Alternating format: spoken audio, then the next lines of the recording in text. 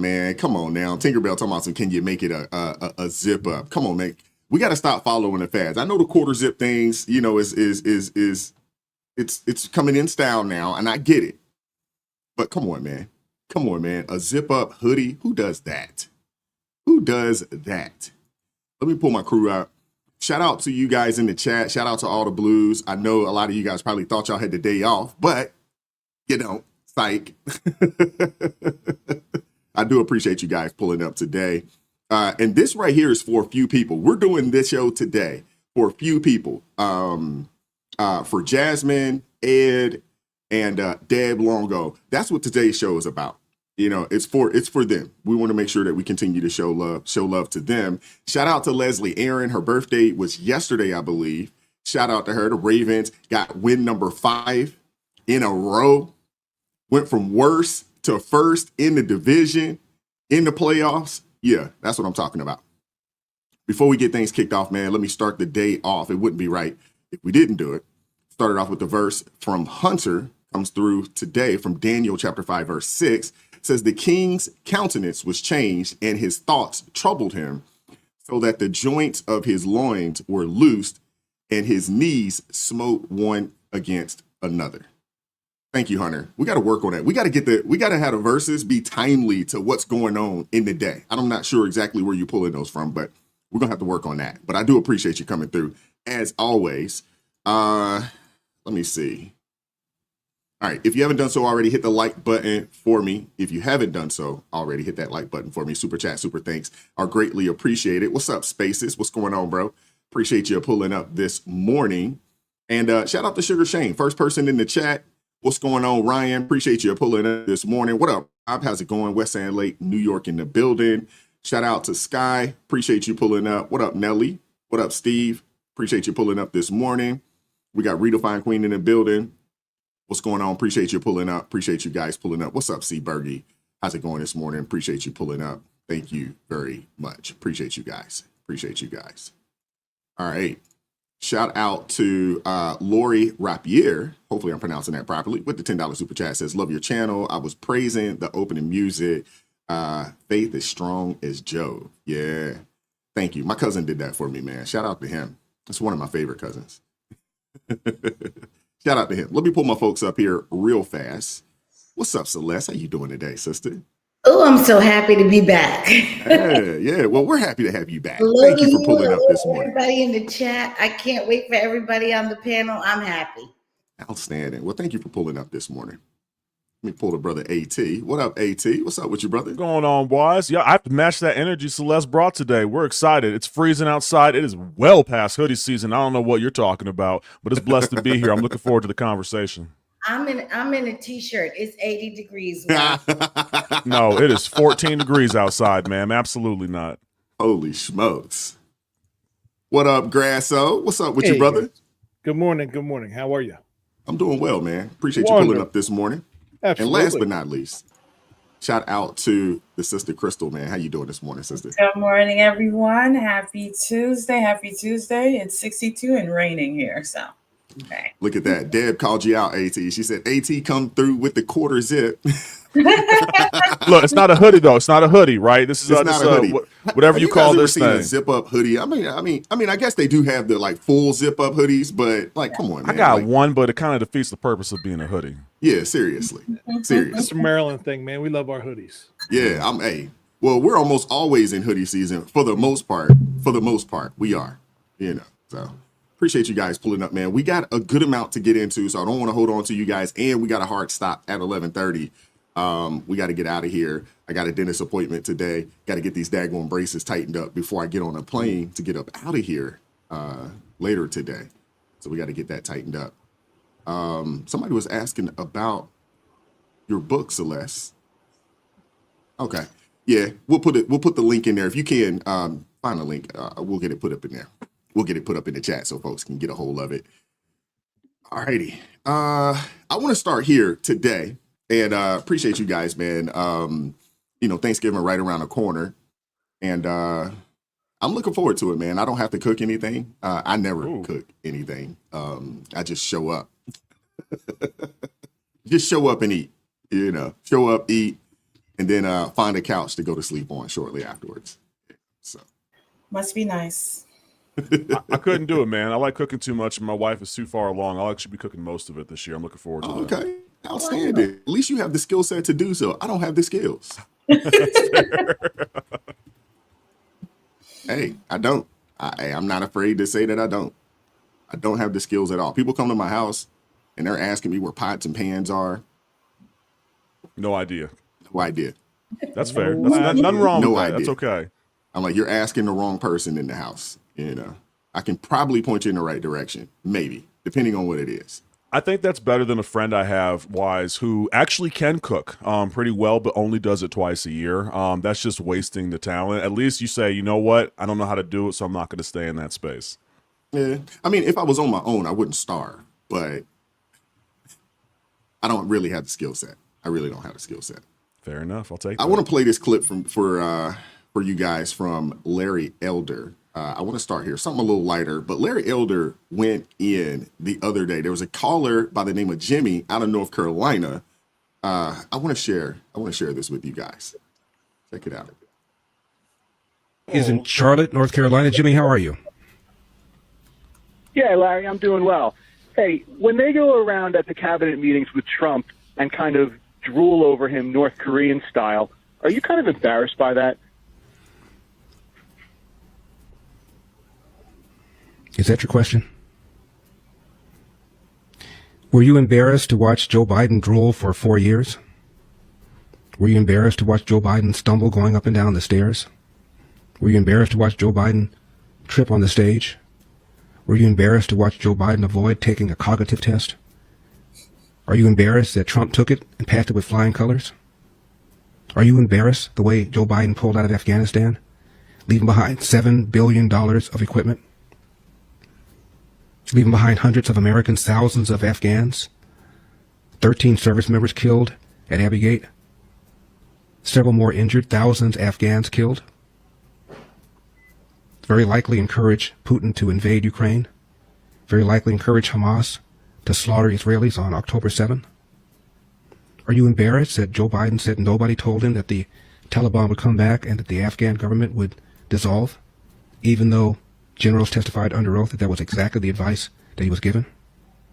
Are you embarrassed that former Treasury Secretary Lawrence Summers, Democrat, served under Bill Clinton, told Joe Biden that all the spending would be inflationary? He did it anyway. Are you embarrassed we had 9% inflation?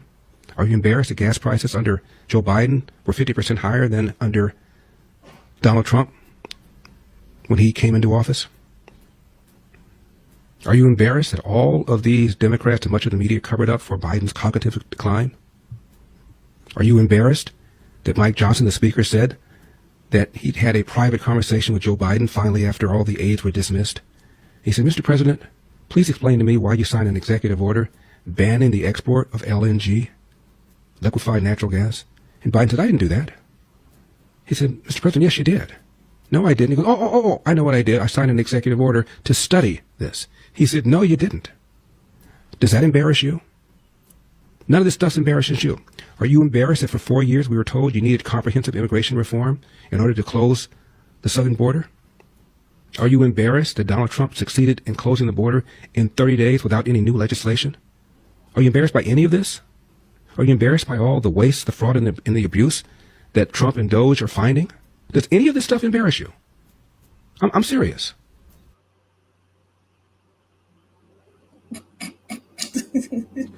Larry Elder, man. I'm a fan. I'm a fan of Larry Elder. Celeste, I'll give you the first word on this. Go with it wherever you want to go. What are your thoughts? Well, I first of all, hello to the chat. I missed you all too.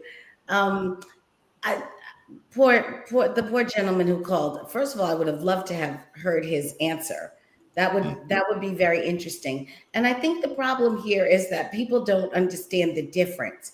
If you remember back in Trump's first term in 2016, that was the leakiest White House that we had ever seen in modern history. Everybody who went into a meeting with Trump walked out of the meeting or was texting throughout the meeting, and the man couldn't say boo before it was already hitting the papers and all over the airwaves. He had no one, apparently, who had any loyalty to him, who could keep anything confidential, who could allow him to work through an issue and talk through an issue and maybe weigh both sides of the consequences of an issue. Everything was out in less than 3 seconds after he said it. So I think this time around, what he tried to do was not get people who were loyal to him, but people in the GOP MAGA who are loyal to the ideology and the principles of conservatism and to his policy. And I think a lot of people mistake that loyalty to conservatism and to the policies as sycophantic loyalty towards Trump, because I think that's exactly what they have on the other side. And where you are devoid of policy and principle, what you do have is the person, and that's who they hold up. That's the problem with the MAGA base, which is why they cannot destroy the MAGA base. All of this, MAGA's dead, MAGA's weak, MAGA's down for the count. Don't believe any of that, because MAGA's not loyal to Trump. MAGA is happy about Trump. They appreciate Trump, but MAGA is loyal to conservatism. And they were conservative before Trump. You can go back to the Tea Party, and they will be conservative after Trump. And what they're looking for in a leader is someone to match their level of conservatism, not like on the other side where they're looking, the voters are trying to match the liberalism and the leftism of the leaders. I would agree. AT, what are your thoughts, bro? I'm always impressed by the hypocrisy from the left, especially when it comes to this blind hatred and attacking of President Trump, while for 4 years there was complete ignoring and head in the sand when it came to Biden. And Larry Elder absolutely just peeled this individual apart. You know he left and cried. You know he absolutely did not have a good day, because I could tell he wanted to just get an attack off of his chest, and we see this very often on the left. Orange man bad. President Trump is awful. He's a rapist. He's a felon. And they just have these little punch taglines. And the second that you actually peel apart that onion, and if we want to talk about character, if we want to talk about results, we have to look at the previous administration. Not necessarily for the traumatic and miraculous failures, let's be completely honest with you, but for the fact that individuals in this country were willing to excuse everything and anything, as long as it meant that they were comfortable and secure with their winner and their champion in office. And the second that that tail is flipped, suddenly we don't know how to have actual conversations anymore. And I agree with what Celeste is saying. What I notice is on the left, there's a lot of ad hominem attacks, there's a lot of emotionality, there's a lot of identity politics. And once you're done firing that bullet out there and someone doesn't retreat, because we expect someone to run away when we say, well, you're racist, or you're homophobic, or you're ignorant, or you support a felon. When someone doesn't run away and wants to have that conversation, there's the inability to do so, because we have used for 4 years previous administration emotions to run decision making and to control a country. And now we have individuals on the right who, with an overwhelming majority, by the way, came out and said, hey, look, we want to actually get to the root of the issues. We're tired of this cartoonish world, the way that liberals are painting it, and we want to have some semblance of stability and structure moving forward. I think Larry Elder handled this absolutely perfectly. He didn't yell, he didn't scream, he didn't curse the man out. He was a little bit surprised someone wasted his time with that question, but he gave nothing but facts. And as someone, I'm sure you'll appreciate this too, Wise, I will have a very hard time looking past what happened in Afghanistan, probably the greatest failure I've seen in my entire lifetime when it comes to a president. And if you're not willing to talk about this and you're on the left, and you don't have the objectivity or the emotional maturity to talk about what's going on the right. I would agree. It was really sad, what happened out in Afghanistan. What's even sadder is the fact that mainstream media, kind of brushed it under the rug like it was, much ado about nothing. They didn't actually go at. Could you imagine this current administration or the administration prior to the Biden-Harris administration allowing something like this type of debacle? I mean, it would be nonstop wall-to-wall coverage about how much of a failure the administration is, and it would be nonstop wall-to-wall coverage about the soldiers that were lost. I mean, it would be crazy. They would still be talking about it every time they would bring it up. every time they get an opportunity to bring it up. I think would've everybody impeached him. knows this.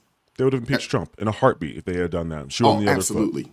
Mm-hmm. Absolutely. I want to play this clip here because this is from CNN. And it goes right back, ties into what Celeste was saying. And I want to play this for you guys, and then we'll get Grasso and Crystal in on the conversation.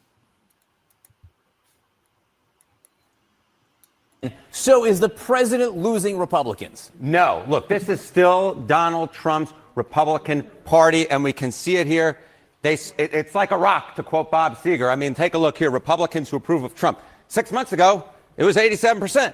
Now, well, hello, it's the same number. It's 87%. He has not lost any support among Republicans compared to 6 months ago. As I said at the beginning, he's like a rock. He's like a rock. The Republican base is sticking by Donald Trump at this point in time. It really is interesting to watch his overall approval rating go down, down, down, down, but see this be completely constant here. It is among independents. It is not among Republicans. Okay, so how does this compare to past presidents in a second term? Yeah, okay. I think this gives the game away, right? Which is Donald Trump, if you look at 21st century presidents' own party approval at this point in term two, who leads the pack? It's Donald John Trump.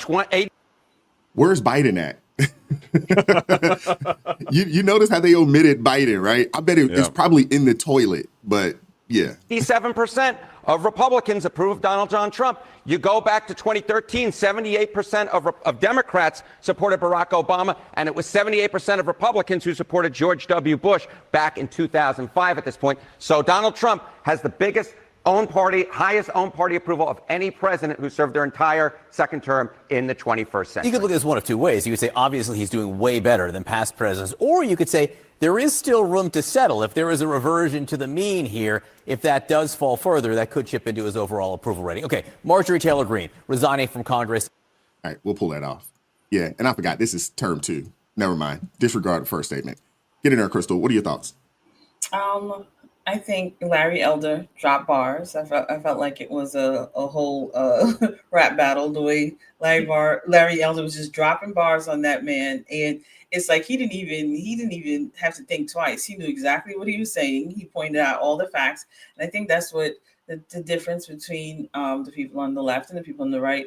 The people on the right, they come with facts, and the people on the left come with emotion. So, everybody, they love their Biden. Up to now, I still don't understand why, but they do. And Trump, you really can't argue with facts. The numbers is right there in front of you. You see what's going on, you see what's happening. And then you could look back at what was going on with Biden. Like you said, falling down the stairs, drooling everywhere, like all of these things. Every time you turn around, Biden was eating the ice cream or riding a bike, like one of those two things. And or at the beach. At the beach, something that matter. And the thing is exactly what you and AT was saying, because I've had a Gold Star mom on my panel on TikTok, and it just breaks her heart because no one, they really didn't want to talk about that. They wanted to sweep that under the rug like it never existed. And the one thing I realized about these people is that their favorite thing is don't look at what we do. Look at Trump. Don't look at anything that we've ever done. Don't look at the bad that we've done. Don't talk about the bad that we've ever done.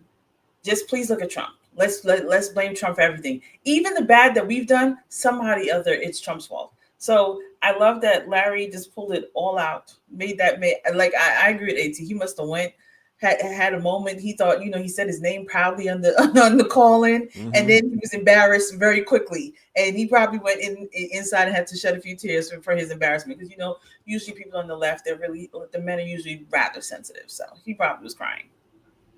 Or he probably just hung up. As soon as he dropped the first couple bullet points, dude hung up the phone like, I got to get out of here. Grasso, what are your thoughts, bro? The more I talk with people, the more I understand how the majority of people in this world today live in information funnels. The way AI is programmed, that when you start watching something or you start clicking on something, or even if you stare at something in a certain amount of time, AI starts making data points, and then it starts figuring out what you like or what you're interested in, and it just keeps force feeding you that information only. And then this hatred starts to build for the other side, because you're only hearing one side of a story every single time, and that side usually demonizes the opposite. That gentleman thought for sure he could come to Larry Elder and get him with a gotcha question or try to embarrass him. But then when Larry came back with those facts, the man didn't want to believe what he was hearing. It doesn't matter what Larry had said. Larry could have said truth for a solid straight hour and it would not have mattered, because the man doesn't care, because that's not what he was. His intent was to try to embarrass Larry. It wasn't about trying to learn anything, because his information funnel has been force feeding him a certain narrative, and that's all he wants to hear. And it's very hard for human beings, once they've bought into information or to any story, once they've bought into it, to admit that it is wrong or to admit that it is false means that they have to admit to themselves that they've been duped, and to admit that and then admit that they are ignorant to a certain to certain information that they've not had a privilege of having. And that's very hard, because that's a self-adjustment. And as long as they keep getting this force-fed information through this funnel, it's very hard for them to change their minds. And so, like you said, I mean, yes, Larry came with the facts. Larry said a lot of truth there, because truth is absolute. But that doesn't mean that the man's going to accept it, because it makes him feel a certain way that he's not used to feeling. So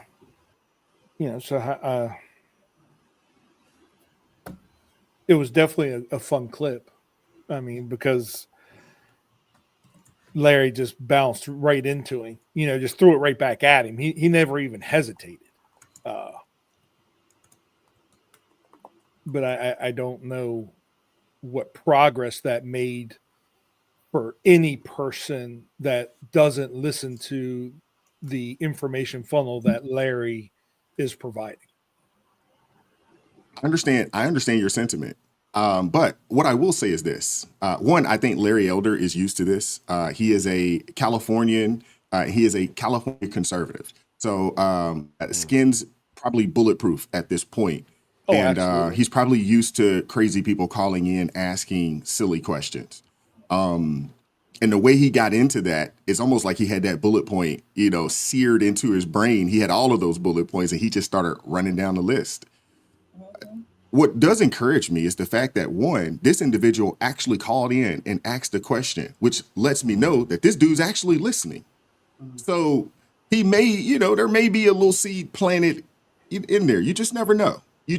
Because the fact that the guy called in makes me think that, maybe he just hate listening, potentially. Or maybe he'll learn something. I don't know. Or it could have been planned that he come on there because people like Jerry Springer. Yeah, true. People love the Jerry Springer show. And as long as you keep force feeding the populace that, they'll keep eating it alive. Well, I think people should probably know not to try to bring the smoke to Larry Elder. Did you see him at the Breakfast Club? And the way he handled Charlamagne the Fraud and what's her name? Teslin Figueroa. The way he handled those two, oh man, masterclass. He'll never get invited back to the Breakfast Club. Never. And he'll probably never get invited to any of those types of platforms anymore because Larry Elder, obviously 70-plus-year-old man, lived a lot, experienced a lot. And, he's been in this space for a long time. So I think he's 100% built for it. Yeah, there's not a question that he hasn't been asked before, I don't think. For sure. You know, he's been in some hostile environments. He's heard them all. To be a conservative in California, I would assume, especially in the LA area, he's probably dealing with some kooky creatures on a day-to-day basis. Don't rush the Maryland's the same way. Yeah, we are, unfortunately. We've been Democrat for over 100 years, brother. Yeah, true. Let's keep it moving. I want to play this next clip for you guys. SNAP benefits are coming back, but there's a caveat to the SNAP benefits. I want to play a couple clips for you guys. One of them is sad, man. There's a grown man, able-bodied, doesn't look disabled, doesn't look like there's anything wrong with him, and he's, acting like he's upset with the work requirements around SNAP. Couple clips I want to play, and then we'll keep going. With a side of stress. This one feels like deja vu with a side of stress. SNAP is finally back after the government shutdown, but the second the lights came on, Congress slid in a whole new round of cuts under that one big, beautiful bill. And yes, that name is ridiculous, but let's stay focused. States are rushing to issue the missed payments, like Alabama, which said folks should have seen their benefits hit on November 14th. But here's the other shoe dropping. USDA sent out guidance that pushes a whole lot of people off SNAP immediately. Work requirements just got way tougher. Able-bodied adults under 65, no dependents, you're now having to prove you're working at least 80 hours a month in school or in training. If you can't prove it, you get 3 months of benefits. That's it. Parents with kids under 14 are exempt, but once those kids hit 14, those parents are probably pulled into the work requirement pool too. And then here's the part that's blowing people right now. Groups that were always exempt no longer are. Veterans, people experiencing homelessness, young adults aging out of foster care. They now have to meet the same work rules. The only full exemption still standing is disability. Then we get to the immigration changes. This is where things get cruel real quick. Only citizens, nationals, Cuban and Haitian entrants, and COFA citizens are eligible. Green card holders facing a 5-year waiting period unless they're under 18 or have a military connection. Refugees, asylees, and trafficking survivors are losing benefits entirely. These are some of the most vulnerable groups we see accessing basic nutrition support in healthcare. So cutting them off isn't policy, it's harm. All of this took effect on November 1st. So people are already being dropped. And then from a nursing lens, food insecurity is directly tied to chronic disease progression, medication adherence, ED utilization, and mortality. Congress knows that. They passed it anyway. So that's the update. Continuing coverage now on the aftermath of the federal government shutdown and the new eligibility requirements for food assistance benefits. Well, if you are what the government calls able-bodied, you could lose access to SNAP. Fox 17 News' Karen Aguilar telling us what those requirements are and brings us reaction tonight. Government officials say if you are 18 to 65 years old, you don't have a disability, you don't live with kids under the age of 14, and you don't work at least 20 hours a week, you'll likely lose your SNAP benefits. Some people on SNAP tell me they don't know if they'll have enough money to afford groceries. That's some bull. Nelson Scott is on the verge of losing access to the Supplemental Nutrition Assistance Program, or SNAP. He is 38, not disabled, doesn't have any kids, doesn't go to school, and doesn't have a job. Those are just some of the reasons. He's 38, not disabled, doesn't have any children, and he doesn't have a job. Why, sir? He is no longer eligible for SNAP benefits. How much did SNAP help you? It helped me a lot. I get $292 a month. The U.S. Department of Agriculture crackdown is led by President Trump, who signed the One Big Beautiful Bill into law in July. The government shutdown stalled the November 1st deadline for implementation. However, these changes are still coming up. We help. Signe Anderson is a senior director of nutrition advocacy with the Tennessee Justice Center. Because of rules like this, we can see individuals that are going to be forced to skip meals. She points out senior citizens and children between the age of 15 and 18 will be most impacted. Rick Williams is a conservative. Oh, man. The brother got me, man. Dude, you're under 40. You don't have any children. Why are you not working, sir?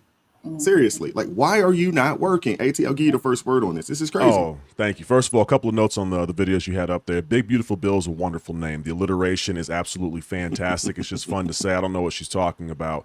To the gentleman at the end, y'all, pull up your pants. I don't know why it's the first thought that came to mind. Pull your pants up. And if you have time to do a radio interview, we're going to walk down this street and I'm going to ask you some questions. The camera's going to follow. You have time to apply for a job.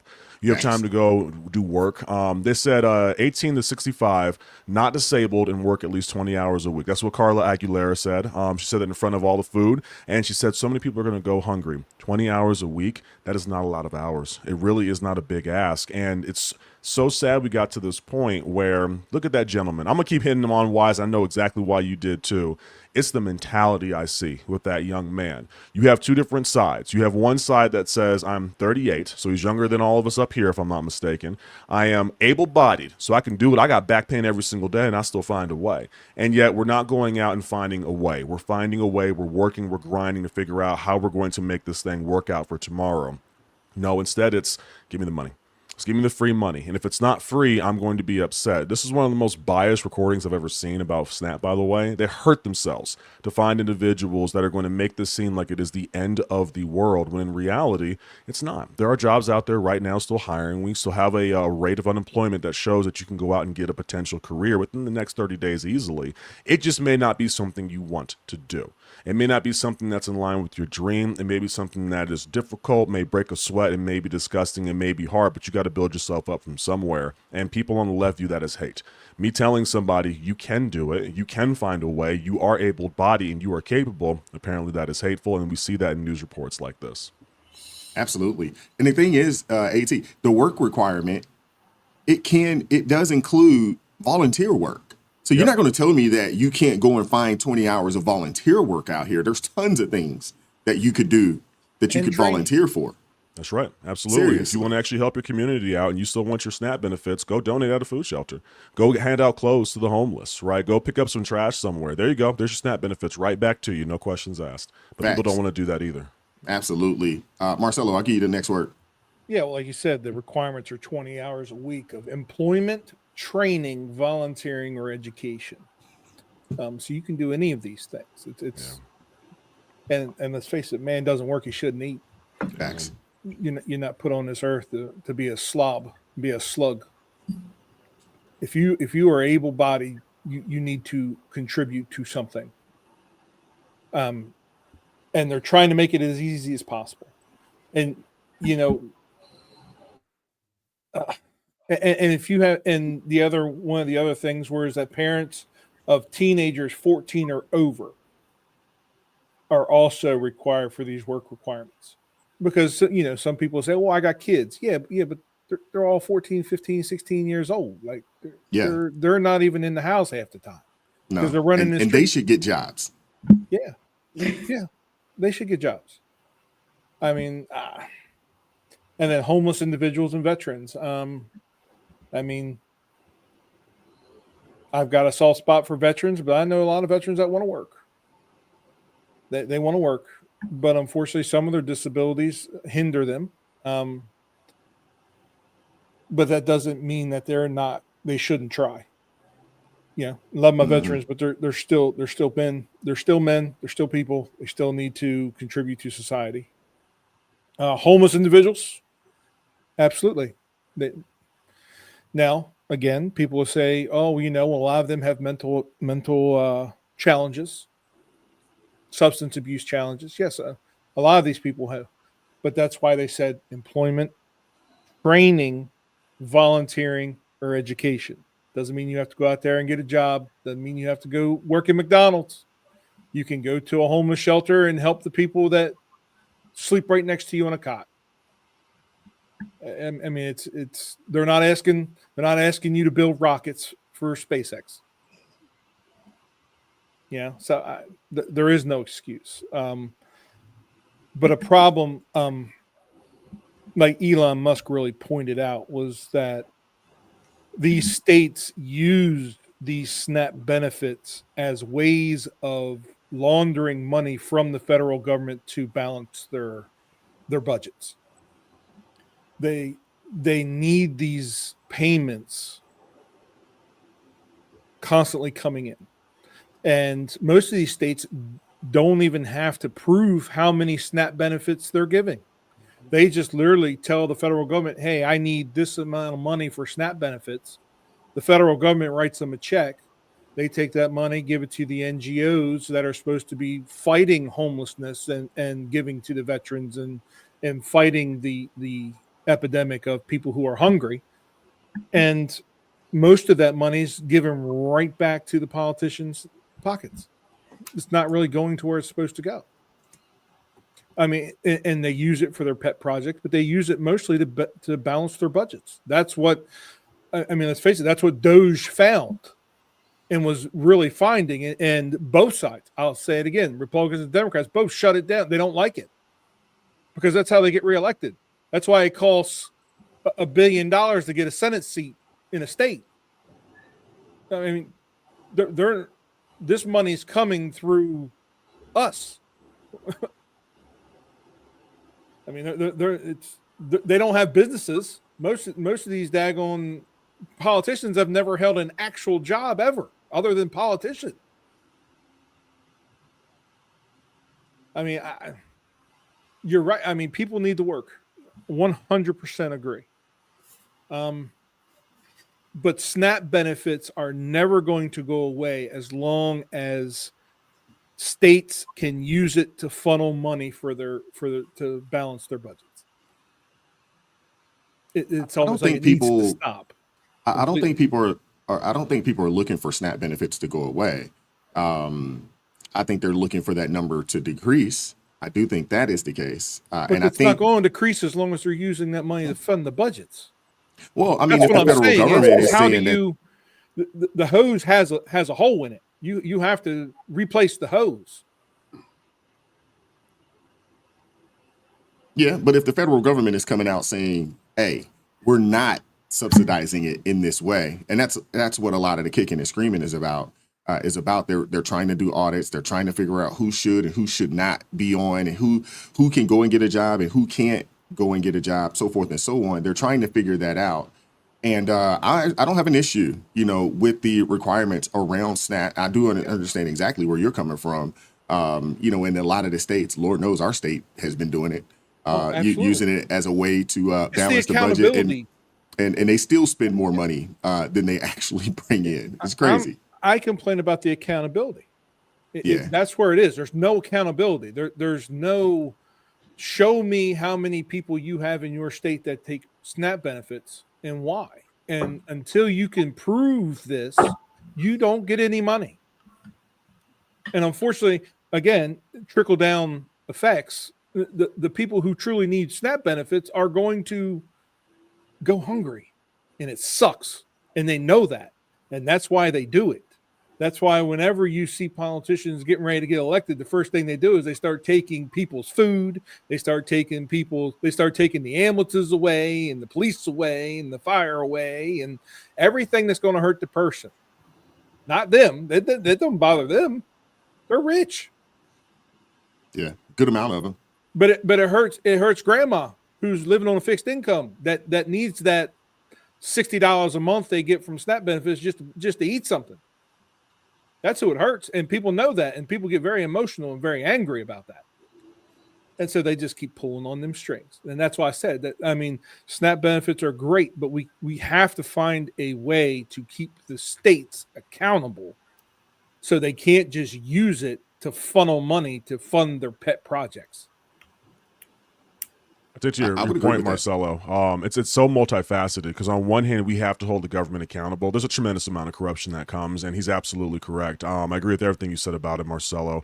A lot of officials are taking advantage of the system. But for that grandma out there, I agree with Wise. No one's saying get rid of them altogether. We have to fix it from the other angle, too, which is that 38-year-old man who unfortunately is the group of individuals that are upset this is getting taken away, the ones who have been abusing it. And unfortunately, that young man is going to be the face of the individuals who want food stamps. Meanwhile, grandma truthfully needs them and is suffering, but we can't hear her because we have individuals like this that are abusing it. Yeah. Crystal, absolutely. Get in there. What are your thoughts? I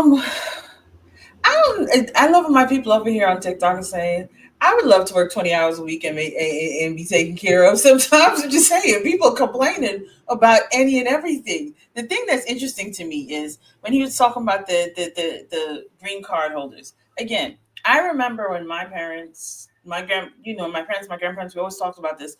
When people come to America, you have to basically sign, at least when they were coming, you have to sign paperwork saying you are not going to be dependent on the government.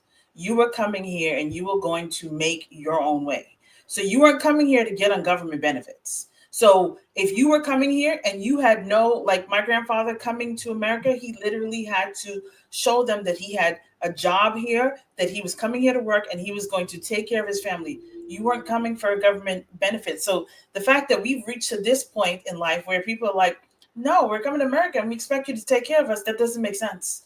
The system is definitely broken. This man, Nelson is his name, 38 years old, has no kids, not in school, not disabled, but he's complaining.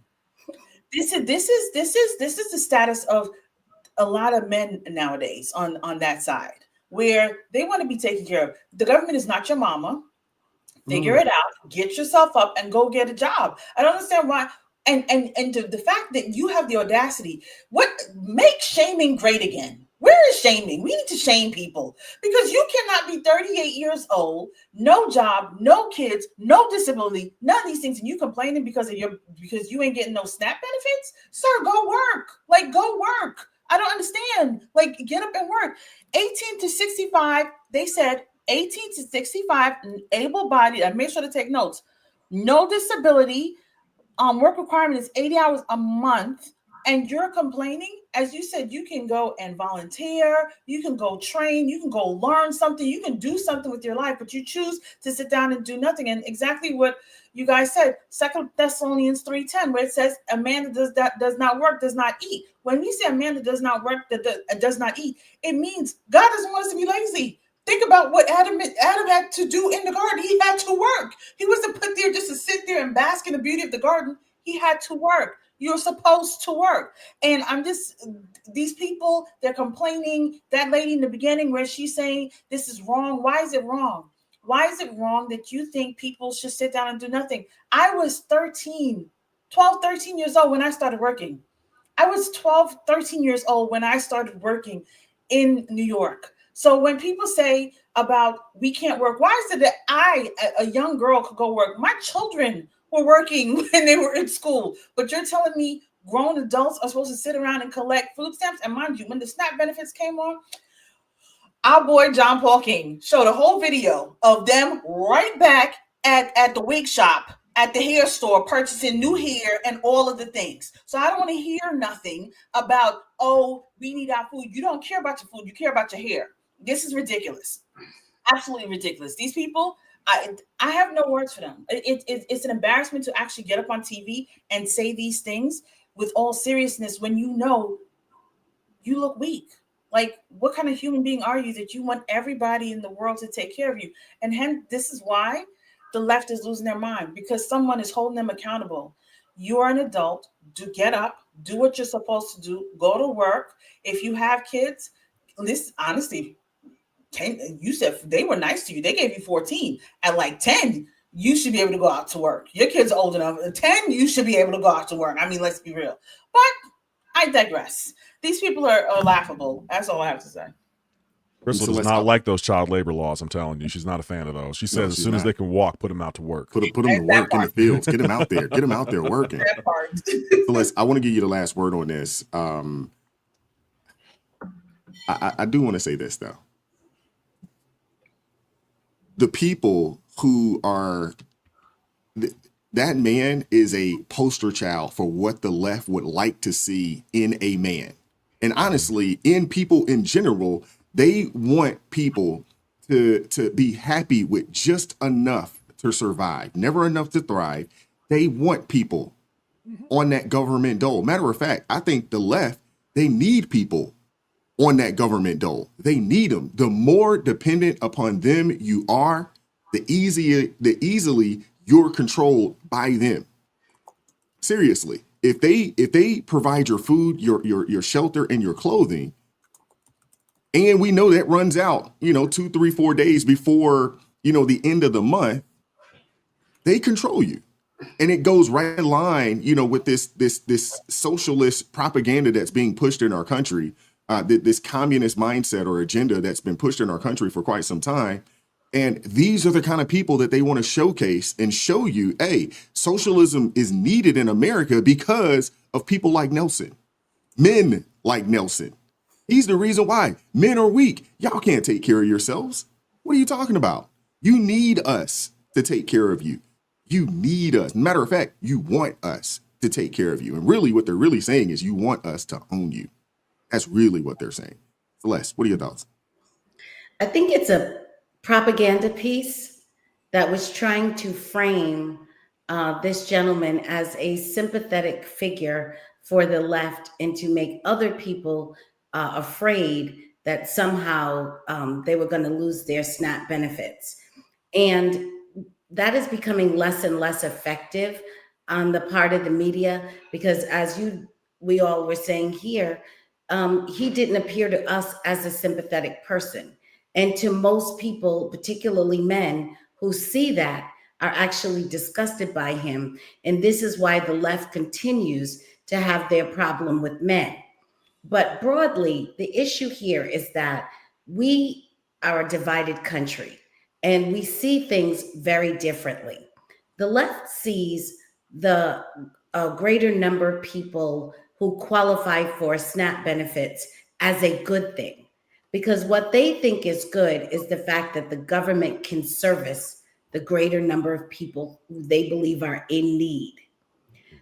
Conservatives think the fewer number of people who qualify for SNAP benefits is a good thing, because they think that indicates more people are self-sufficient and independent and free. So we've got this one program being evaluated in two different ways. And that is where the real problem comes, because the left it never matters to them how many people are receiving the benefit. I mean, apparently just recently in the last administration, the number of people grew by like 40%. And people will say, wait, what was this great jump in SNAP benefits? They don't care how many people are on it. They care how many people the government can service. Their concern is about the bigness of the government and its efficiency in servicing the needs of people.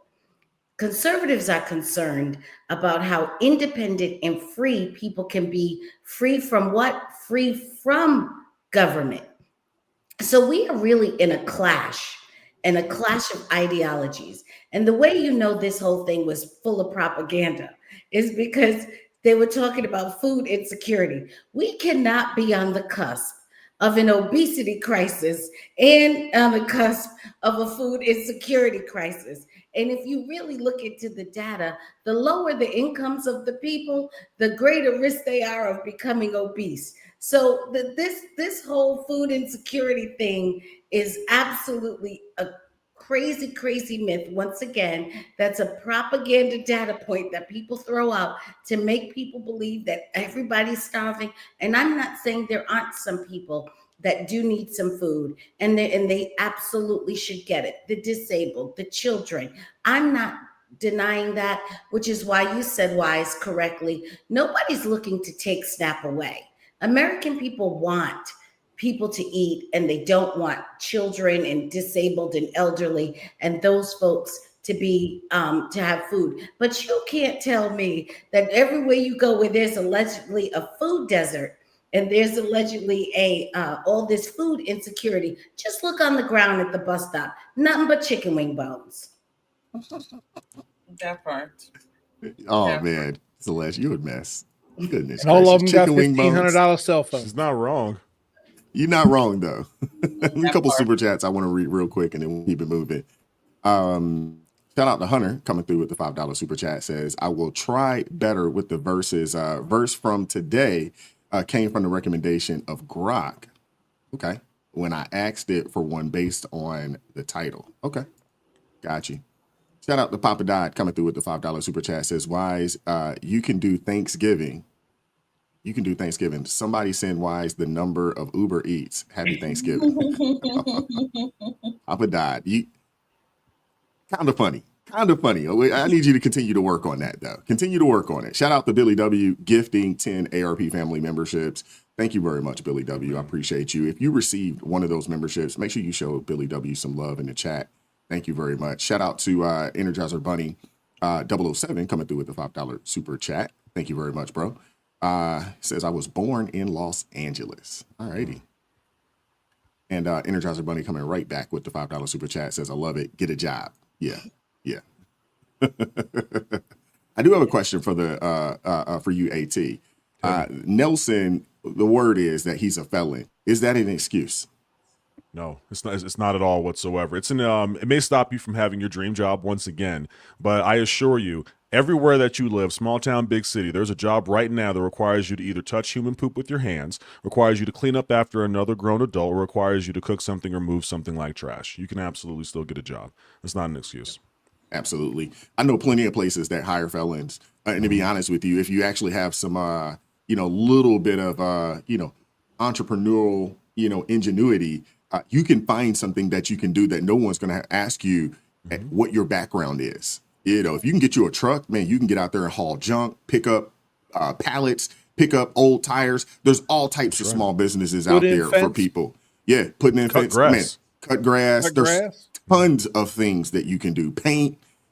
I can go down. We could probably spend the next 30 minutes. Absolutely. Most of your construction companies are ex-cons, alcoholics, drug addicts. Like that's who builds America.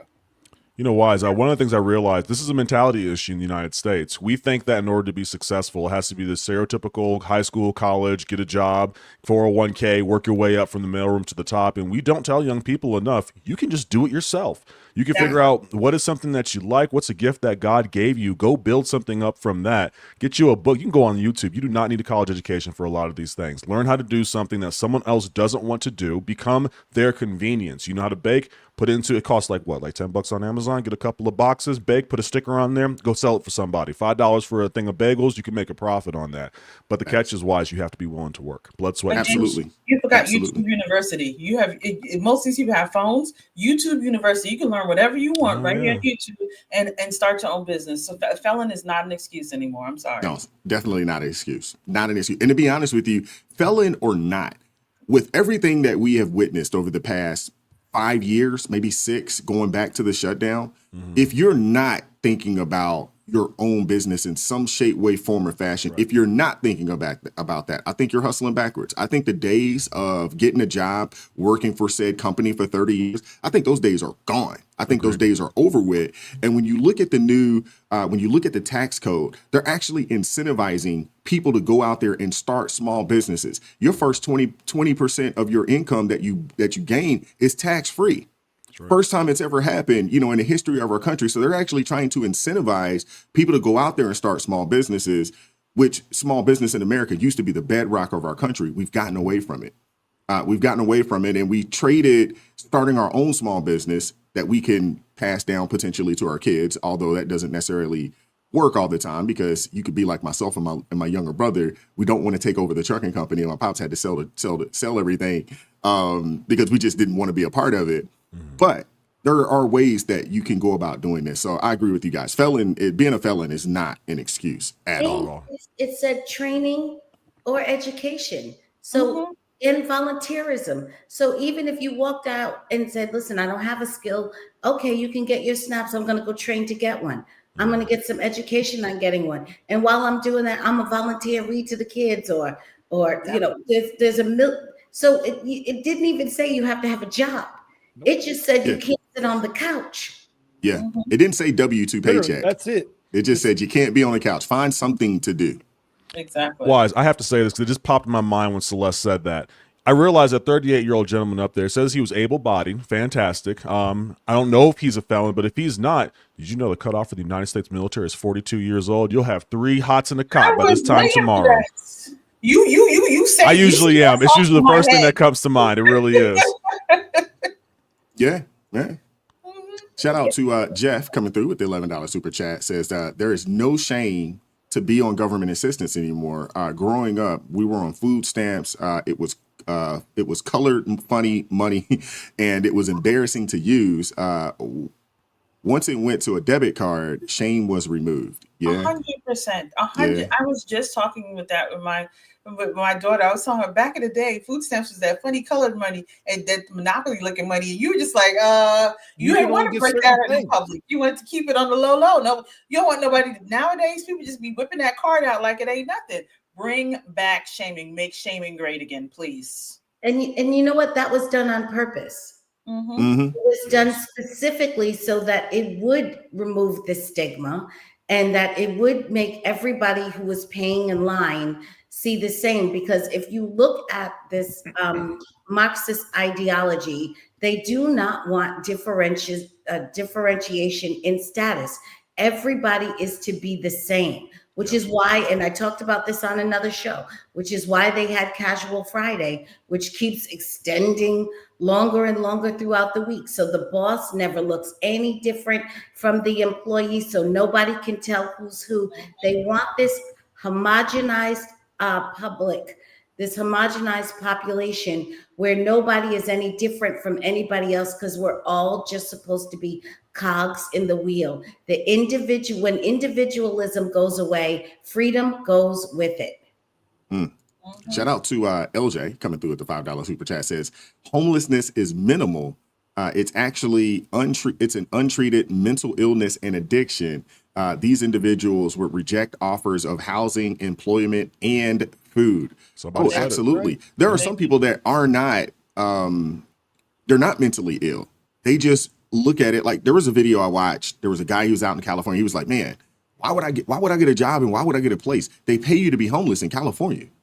And he talked about the money. It was well over $1,000 that he received being homeless out there in Southern California. He's like, man, my life's stress-free. I do what I want to do. It's crazy.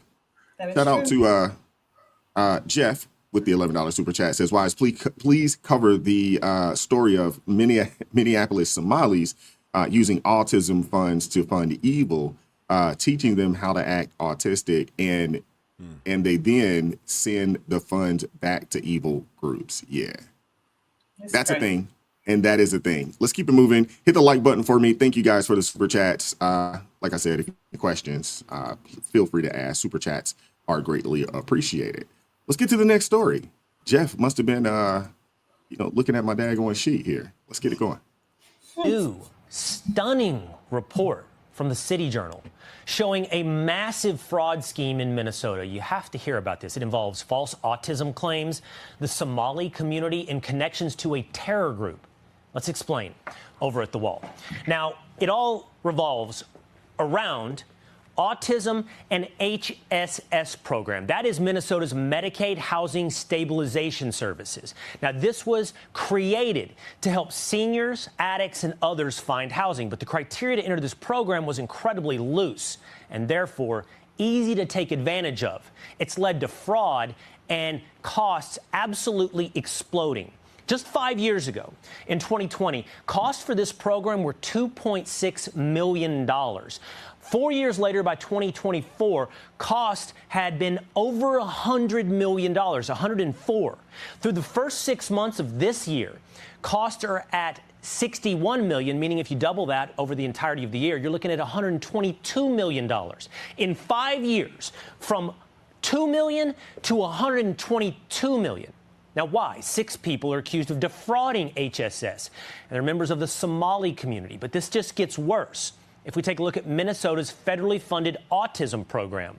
Now, several people, and this is an example, a woman in the Somali community, are co-conspirators, and they're accused of recruiting kids for autism therapy.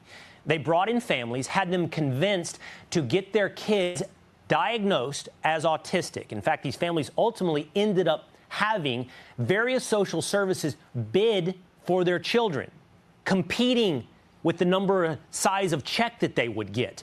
It didn't matter if the kids had autism. And what happened? Autism claims to Medicaid surged. In 2018, $3 million. By 2023, listen here, from $3 million to $400 million autism providers jumped from 41 to 328 in 5 years. Now, City Journal reports that the Somali fraud rings send a lot of money back to Somalia.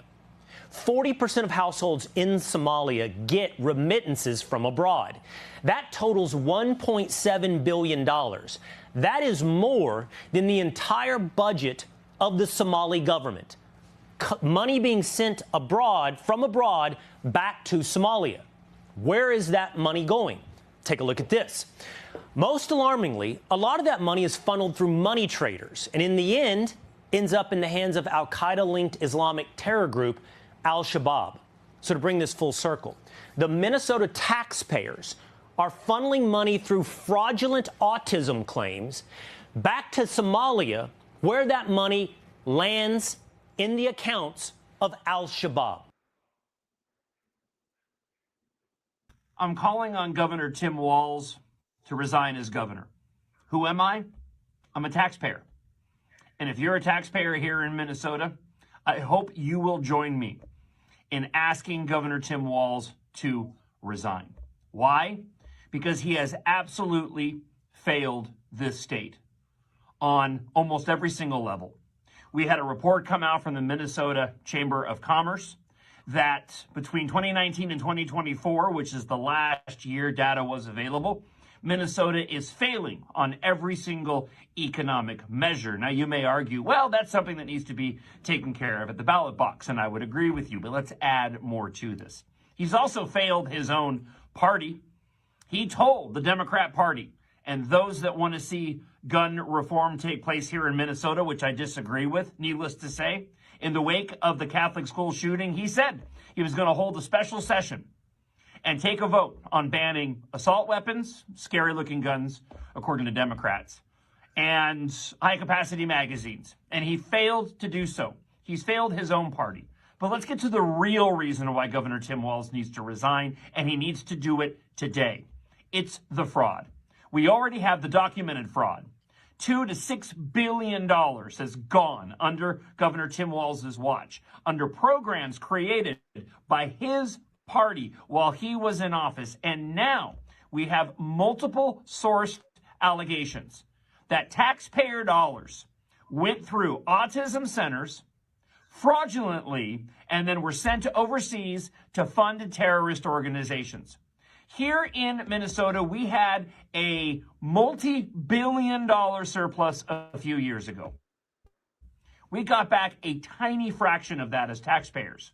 That money was more than what the state should have taken away from us, and they didn't give it back to the taxpayer. That money goes to these different social service programs that have now been discovered to be fraudulent. And that money, we now know, according to the reporting by the City Journal, was sent overseas to fund one of the worst terrorist organizations, Al-Shabaab. I talked with a counterterrorism expert friend of mine today who says that it's shocking, but not surprising.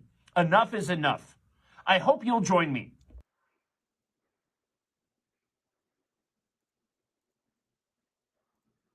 I mean, I have no worry. I don't know how they take away my citizenship and like deport me, but I don't even know like why that's such a scary threat. Like, I'm not the 8-year-old who escaped war anymore. I'm grown. My kids are grown. Like, I can go live wherever I want. I mean, I have no worry. All righty. Crystal, we'll let you start this one off. You can go with it wherever you want to go. Man, Ilhan Omar is she's a piece of work, to say the least. That's why you don't let anybody in your government. I'm sorry. This is precisely why you don't just let anybody in your government.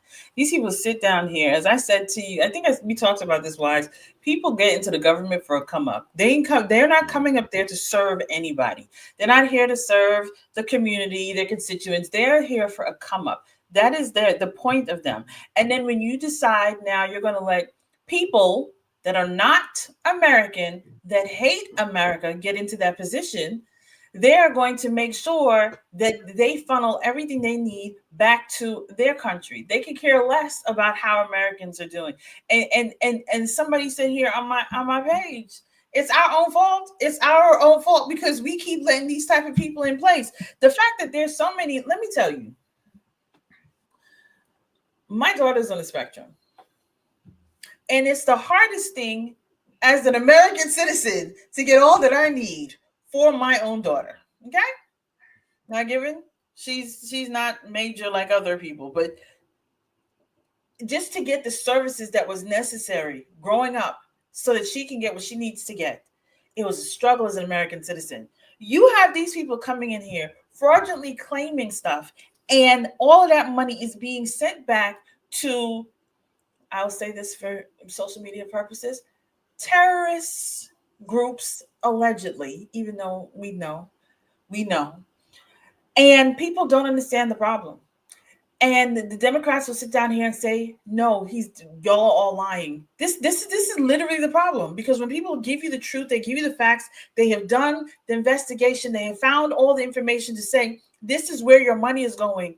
People will still say you're lying and will still go and vote for foolishness. I promise you, every time I watch more of these people, it rides my nerves, because this is the definition of fool. What the Bible talks about this is the definition of fool. This is the definition of insanity. You keep doing the same thing over and over and expecting different results. The only results you keep getting is that they keep being charlatans. They keep stealing from you. They keep destroying America and taxing you.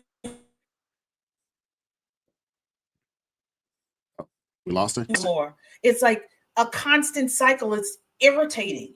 It's very irritating. At some point in time, ask God to remove the scales from your eyes, because clearly you need help. You can't do it yourself. So remove the scales from your eyes, because these people, they're ridiculous. And spirit fingers, sparkly fingers, Tim Walz should have been gone.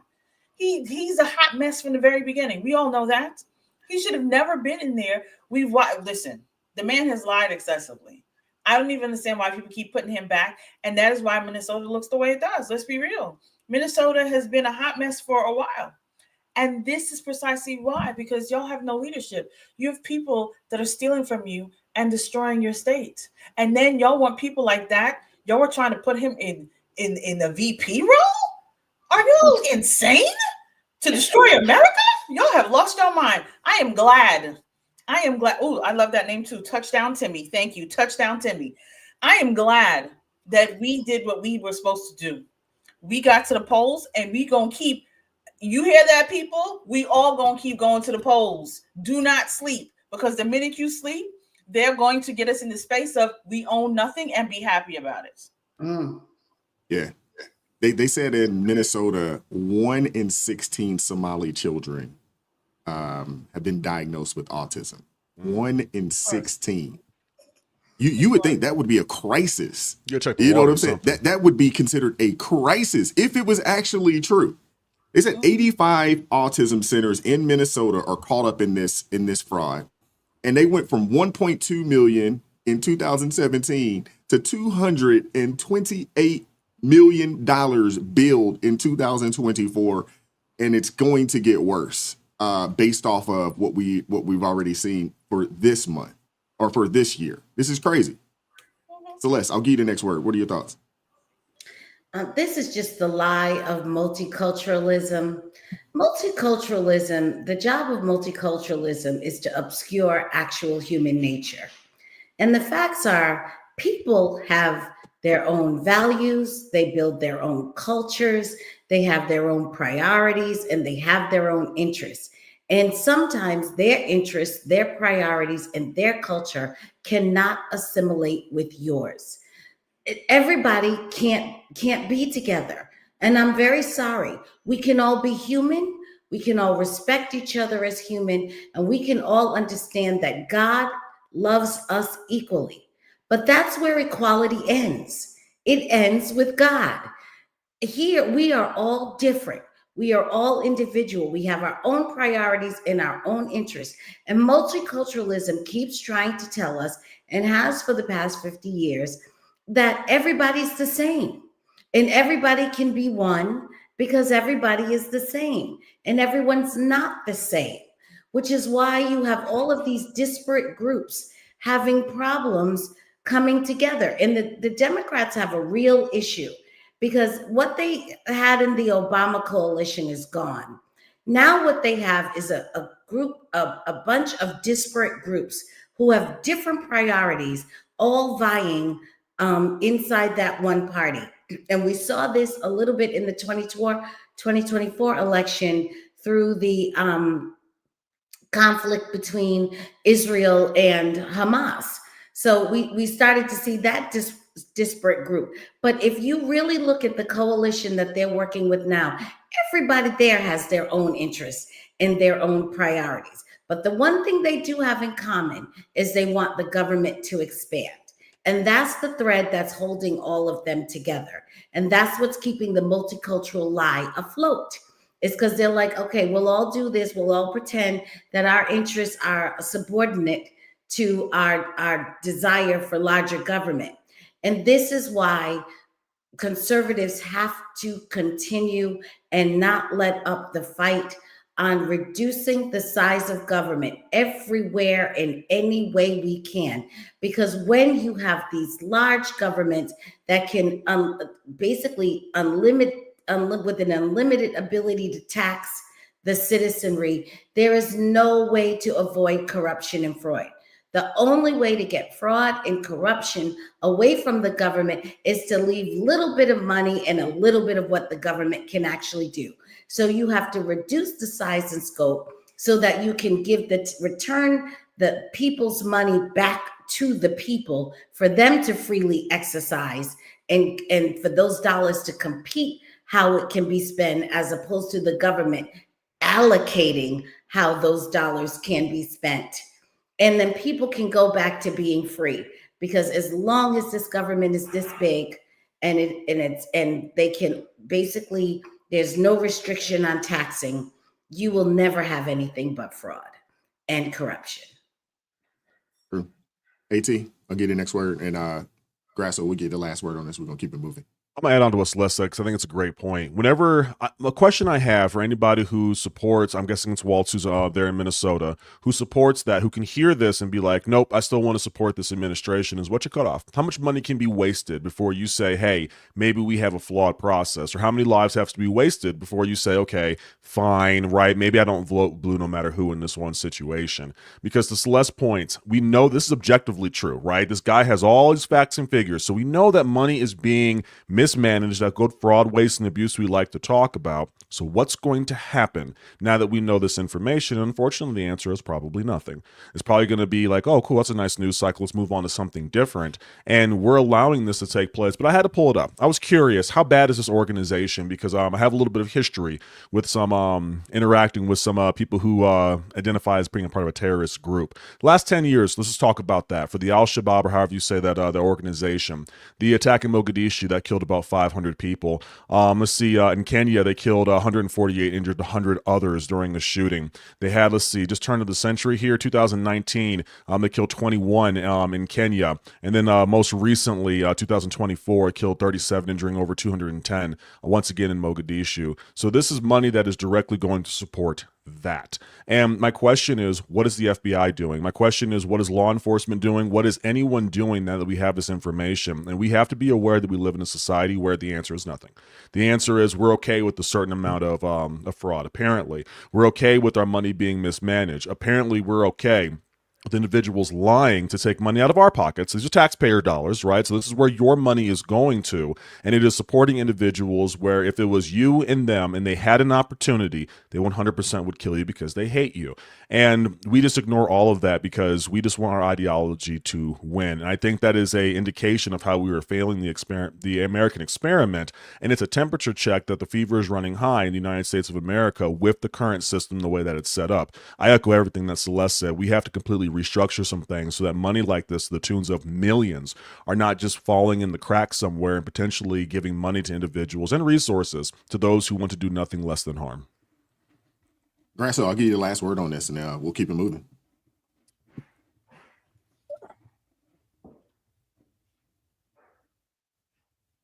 Representative Tom Burkett from Tennessee introduced a bill called House Resolution 260, passed in, I think it was June of this year, to stop taxpayers going to terrorist organizations.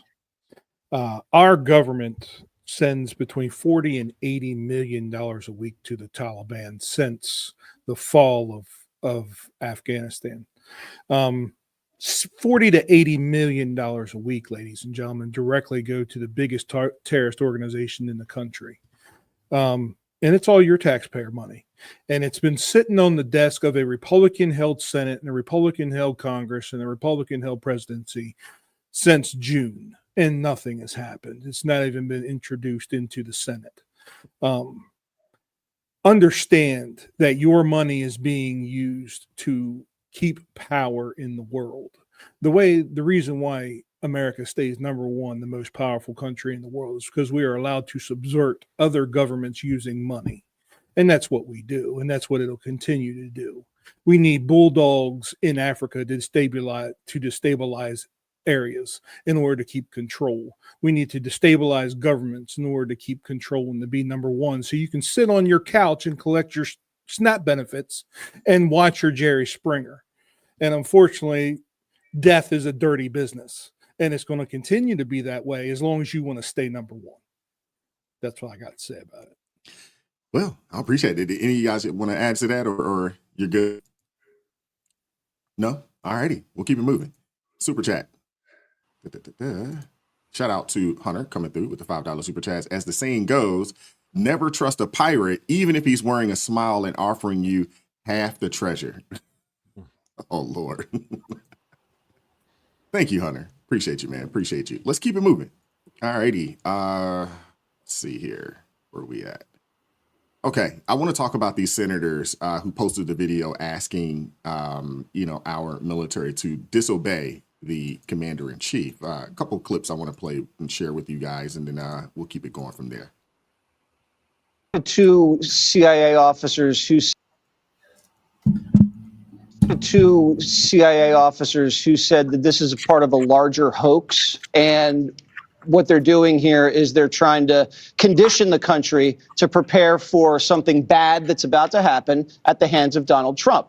It's straight out of the CIA playbook. It's a destabilization operation where you get people to mistrust each other. And you do this because she's an analyst. And as an analyst, she would make sure what propaganda operations were successful, which ones weren't. So she knows what works. So the first part of the video, you establish authority. I'm CIA, I'm military, you need to trust us. Second part of the video, they introduce the threat. And the threat's not foreign, the threat's domestic, the threat's Donald Trump. And then at the end, they introduce the solution. What's the solution? You resist, you say no. But they don't give an option. They say this is an obligation for you to do. Now, she is being run because she didn't come up with this herself. She's a Brennan acolyte, and you usually don't have congressmen and senators doing anything together. They kind of hate each other. So in order to organize this had to have had some sort of handler telling her what to do. And it was risky because nothing like this has ever been done in the history of the country. And you can even tell because the media was skeptical and they couldn't answer the question. So they hadn't even been read in on the operation. You see them fumbling and stumbling. And I'm glad that the U.S. military is now investigating this guy, Kelly, because this is what we expect from Donald Trump 2.0. You can't have the deep state interfering with a duly elected presidency and get away with it. You got to draw the line in the sand and you have to make examples out of people. Can't identify illegal orders because there are no illegal orders. But they were suggesting, again, to the 1.3 million active duty service members in the military today that if you think an order is illegal, you don't have to follow it. Actually, that's against the Uniform Code of Military Justice. It explicitly states, and I want to read this language precisely, that service members have a legal obligation under the U.S. UCMJ to obey lawful orders, and that orders are presumed to be lawful. You can't have a soldier out on the battlefield battlefield or conducting a classified order, questioning whether that order is lawful or whether they should follow through. There must be a chain of command in our military, and Republicans and Democrats for decades, since the beginning of our country, have always respected that until now when the Democrat Party has been completely overtaken by Trump derangement syndrome, and now we have these deranged statements from sitting members of Congress. Of what you had in that video you released, because there are also 15 House Republicans who are also veterans who released a video, including a retired 3-star Marine Corps General, Jack Bergman. Take a listen to this. Troops, listen up. Any service member who refuses a lawful order is subject to court-martial for violating the Uniform Code of Military Justice. We study what's lawful and what's not lawful, and the Democrats stunt insinuating that they're illegal or unconstitutional orders. It's downright dangerous. It is corrosive. It is meant to weaken our country and weaken the military. How do you respond to these allegations from your colleagues, fellow veterans, that what you have put out there is weakening and corrosive to the military? Well, these unfortunately are some of Trump's core supporters that are rallying behind the president, and they know better. They know exactly the difference between lawful versus unlawful. We were very clear in the video that what we're talking about is unlawful orders. You have the president's spokesperson going into a press conference this past week and saying that we called for people to disobey lawful orders. They're simply lying because the truth is unacceptable to them. It's unacceptable. We wanted to start a conversation, and we did, about the dangerous rhetoric this president is using and the threats that he's made to use our military in an unlawful way. Specifically what? Well, send troops into Chicago, send troops into polling stations, kill terrorists' families, arrest and execute members of Congress. And it's all meant to undermine the president of the United States. The military does not have a right to undermine the chief. Hold on a second. In this country, you do get to undermine the president of the United States. Not if you're in the military. No. He's the commander-in-chief. If you are a member of Congress, you absolutely, in this country, have a free right to undermine the president of the United States. You know that, right? The commander-in-chief. Happy Phillips, man. Goodness gracious.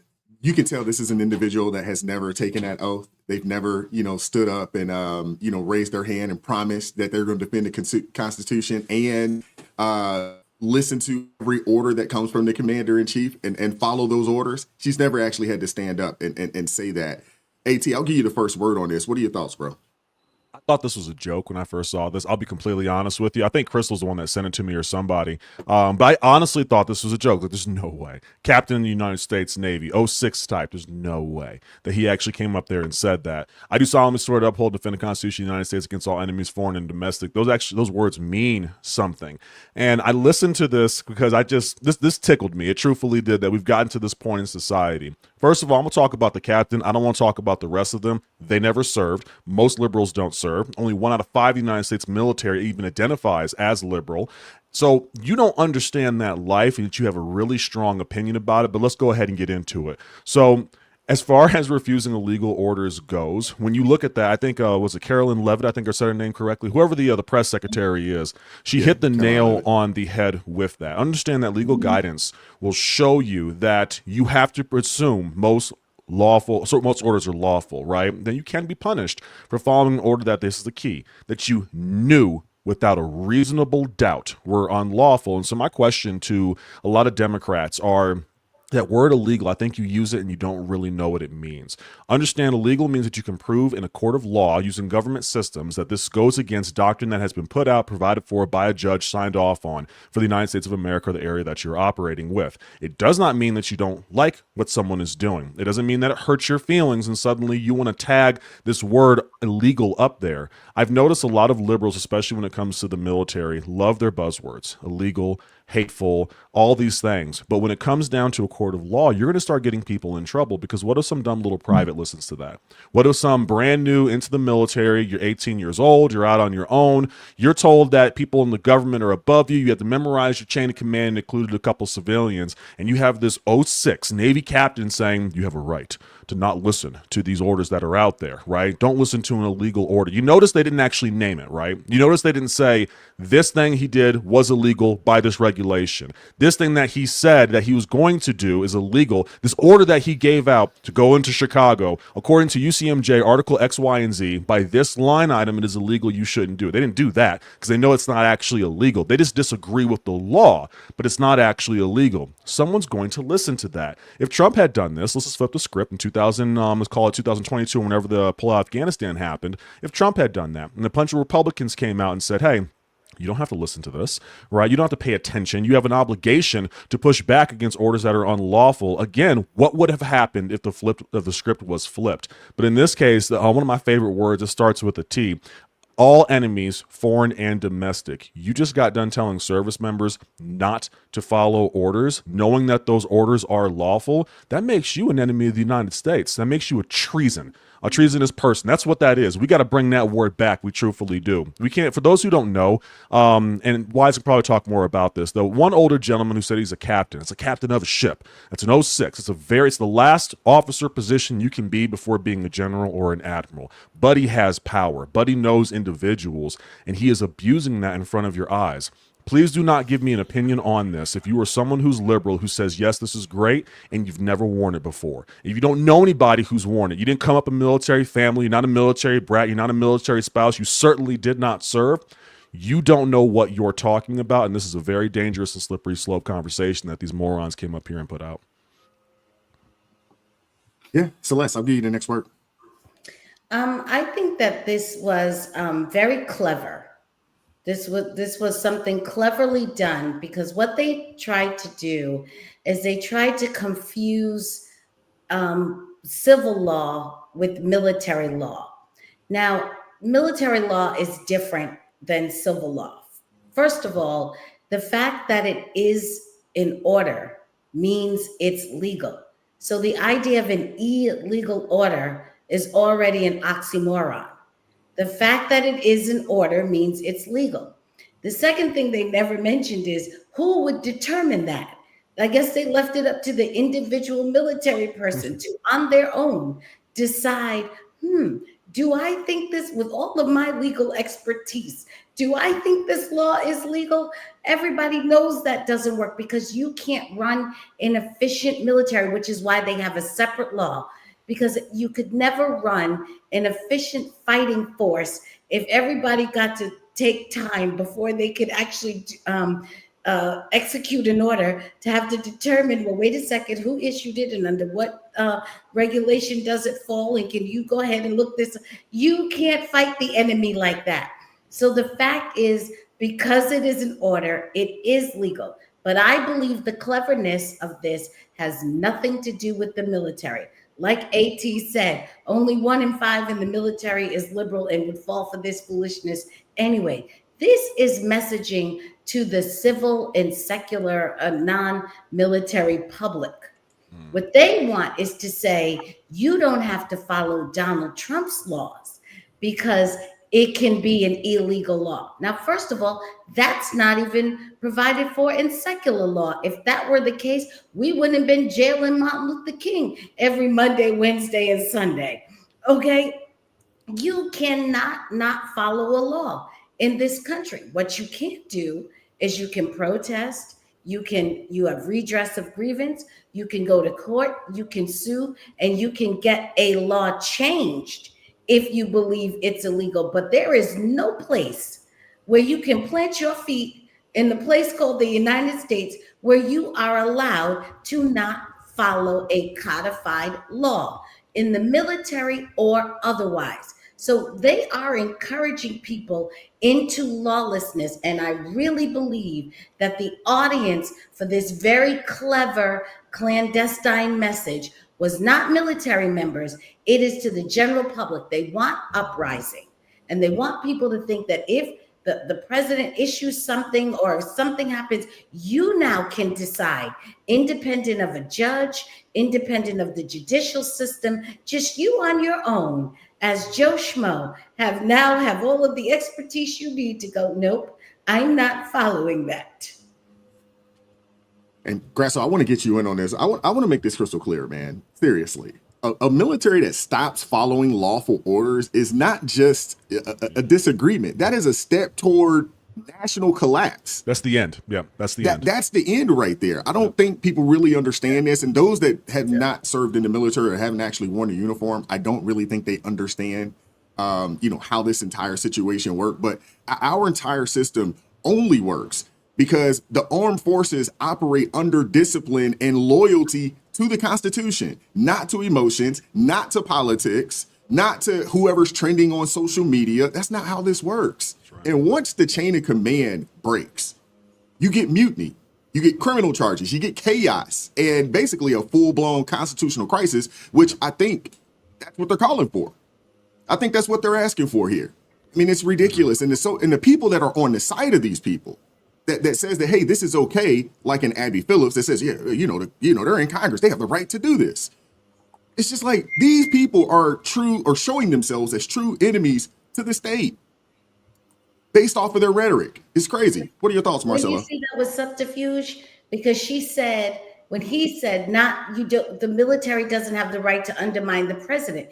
And she said, no, absolutely they do. Congress has the right to she totally switched. She dodged it. The sentence so that the sentence could be correct. These people, watch them. They are slick, slippery. You're absolutely right. And you got to pay attention to the language. You got to listen. All word soup. It was on purpose. The reason why they said illegal orders is because they know that's already it's already precedence. Mm-hmm. And Article 92 is when you willfully disobey a legal order. If an officer gives you an order and you disobey it, that you get charged with an Article 92 under the UCMJ, and lawful actions happen from there. But you are also commanded to disobey an illegal order. That's already been established, but you better have clear and concise proof that it is illegal before you decide to disobey it. But they know that, but they know the average person doesn't know that. So they're going to use that language, just like Celeste said, to rile up a base and try to demoralize, not demoralize, to make Donald Trump and to make his administration less human. They're trying to dehumanize. That's the word I'm trying to look for, in order to give these people the moral high ground. And because you know as well as I do, I mean, if Hitler was trying to take over your country, somebody better kill him. And everybody would be like, yes, of course, because he's a madman. But so if we can make him on the same plane as a Nazi, then people can feel morally justified into doing heinous things. And that's the whole point of the rhetoric. That's the propaganda machine in a nutshell, is try to make the sitting government less than human.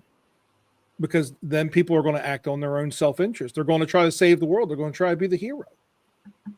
Yeah. So I agree 100% with Celeste. It had nothing to do with the military itself, because they knew the laws.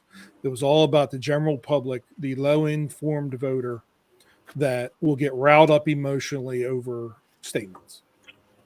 Yeah, unfortunately. I saw something the other day, and they mentioned that the reason why these people use the term fascist or Hitler is not because they actually believe it, but they use it as a way or an excuse to either, cause harm or to, spew reckless and dangerous rhetoric, at another side. Mm-hmm. It's not that they believe it, but they use it so that they can do whatever ill will they would like to do, to those on the other side.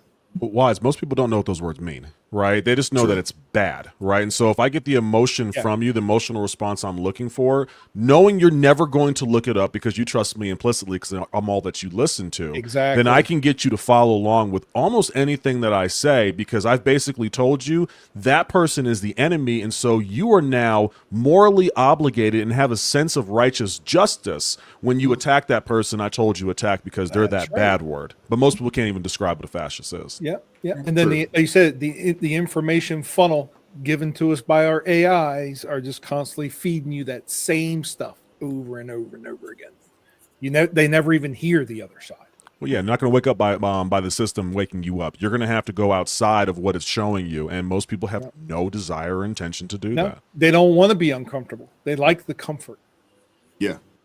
The thing too, when you start thinking about fascism, and I think AT, you're absolutely right. No different than I think we talked about this prior to the election. Up in New York, how many people were looking up the word socialism after the fact? They voted. It was like, yeah, this sounds good, and then they spent pretty much Wednesday and Thursday trying to figure out what exactly is socialism again. Wait a minute. Right? I gotta say this one thing to that wise. Look, I know this might ruffle some feathers, and I don't mean it to insult, but it's just the reality.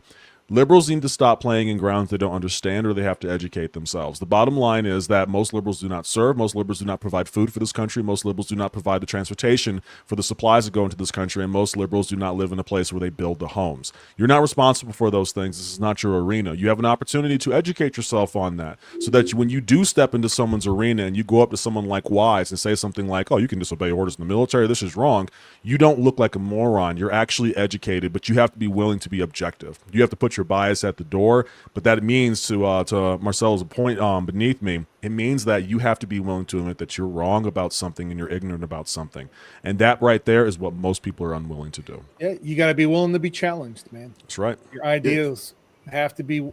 You have to be willing to take the L's where you screwed up.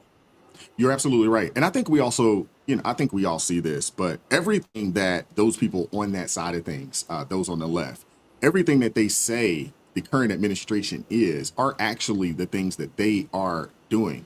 When you think about fascism, and AT, you're absolutely right, most people probably don't have a real idea of what it means. But when you start going down just a couple bullet points of what it means to be a fascist, the breakdown of the chain of command. We just watched 6 senators come out and say, we need to break down the chain of command because these orders that are being given by the commander in chief are quote unquote unlawful. That's a sign of fascism. When national security becomes vulnerable, we just watched 4 years of the previous administration open our borders like we've never seen it before. That's right. So when you start going down the list, fascism, it's pretty crazy because we're literally watching one party actually operate in that manner while they're calling the other side what they're doing. It's crazy. It's really crazy. Crystal, I'll give you the last word on this and then we'll keep it moving. All I want to say is, I take things deeper. And I think people need to go back to what AT and I spoke about. I think it was last year. AT and I spoke about the Pact for the Future. And I've mentioned here the whole idea about own nothing and be happy.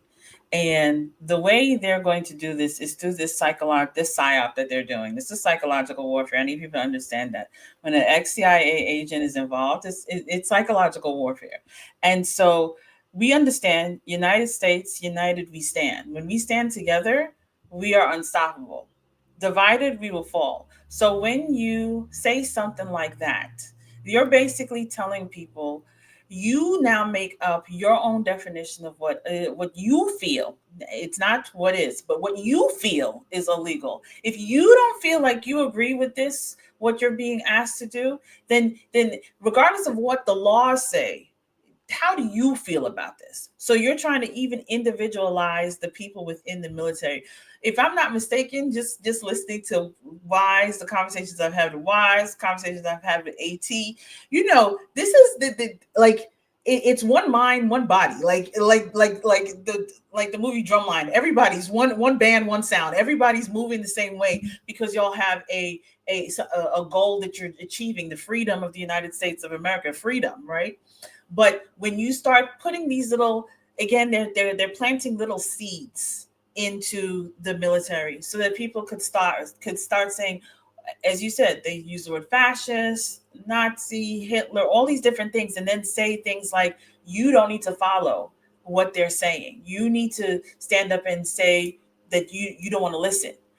This is just going to break down the military and make America weak enough so the people who are trying to make the pact for the future something global, that they will have the ability to do that, because now the military is not standing together. Our system is broken across the board. They're already trying to break us as citizens in the United States, have us so divided. Now let's take it a step further. Let's go through the military and divide them as well. When we have everybody divided, we'll be so weak. The people that are the puppets, they will be able to do what they need to do because we'll be so broken and weak. So I want people to understand this is psychological warfare, and you need to pay attention to these things and watch the people that are pushing it, because they're literally the puppets in this. They are the puppets that are being controlled by the puppeteers that are in charge of all of this. That's who those people are. Pay attention to those things. Waj, you mind if I add on to what Crystal just said? Because I know we hear this a lot, and a lot of people on the left will always push back. Like you say, it's a psyop. That's just a buzzword for people on the right? You're just trying to put fear and panic into people's minds. So I'm going to read this from the Joint publication 3-53, Doctrine for Joint Psychological Operations, from the National Security Archive. This is what they teach people off of for this. And it says here very clearly, the purpose of psyops is to induce or reinforce foreign attitudes or behavior favorable to the originator's objectives, usually only showing one side of a situation. And what I see very clearly, plain as day, is one side is showing whatever they want to. Doesn't matter, whatever they want, and then the other side is being silenced every chance they can get. It's happened to Crystal, it's happened to me. Wise, I'm not sure if it's happened on your platform. I hope to God that it never does. But we see the media showing one side. We see the media silencing one side, and you get this constant drip, to Marcelo's point, of one side of the argument, one side of the conversation. And my challenge I have to everyone, if you believe so firmly in whatever it is, pick one ideology on the left, you should be comfortable defending him. You can challenge me about my faith all day long because I'm comfortable defending it. I have no problem with that. But it's the anger that comes whenever you push back and say, no, I think that you're wrong. I think that some of your officials on your side are doing this for purely malicious reasons or for selfish reasons. Can we have that conversation? Nope, I'll get called every single name in the dictionary, some I'd never heard of before, but we will never have that chat. That's a definition of a psychological operation. All righty. With that being said, let's keep it moving. And I know we got a hard stop here in the next 15 minutes. So I want a couple super chats, and then I want to play a couple clips real quick. And I want to get you guys' thoughts on this. I discussed this yesterday, but I wanted to hear from you guys on this as well. Shout out to Rob coming through with the $10 super chat. Says these senators and Congress critters need to be recalled to the military if possible and charged under the UCMJ for treason and conduct unbecoming. They are all traitors. Agreed. That's the first thing I thought. Not that they needed to go back to the military, but I definitely thought treason is traitors for sure. Shout out to Night Mover with the $20 super chat. Says, love you guys, man. 100. Appreciate you, bro. Appreciate you. Let's keep it moving. I don't know if you guys heard about this, but are you guys familiar with Project 2029? Are you guys familiar? You heard of that yet? 2029? Haven't heard of that? Okay, so you've heard of Project 2025. You've heard of Agenda 2030. Mm-hmm. This is Project 2029. These are some of the things that are on the docket for Project 2029. This is a piece that's being put together by the Democrats to counter the Project 2025 movement. I want you guys to hear. This is just a couple of things. It's really crazy. These are just a couple of things that they want to implement here. Check this out. Reduce voting age to 16. I'll tell you why. So, Gen Z, their age about 13 through 27. They've only known the climate crisis. They missed substantial parts of their education because of the pandemic. If they're in high school or college, especially in college, it is very likely that whatever they've chosen as their major for study may not result in an affordable wage. They've coined the term climate anxiety to describe fear of not only being able to buy a home, but that fear will be wiped out by extreme weather, but fear of having children. It is expected that Gen Z will have 10 to 12 jobs in their lifetime. They are a larger number than boomers. They're a specific generation of people who are going to impact our nation and the world. And I think we must invest in them, but I think that they are rightly impatient with a lot of what is the tradition of leadership right now. And if they were able to vote, because they know everything that's happening right now is going to impact them more than anybody older than them, for the most part, in terms of how these systems work. If they're voting right now, at 16 and up, they're going to be talking about the importance of climate. They're going to be talking about the importance of figuring out how AI is going to affect the future of the workforce. They're going to be focused on what are we really doing about affordable housing. And basically in politics, here's the hard truth about this.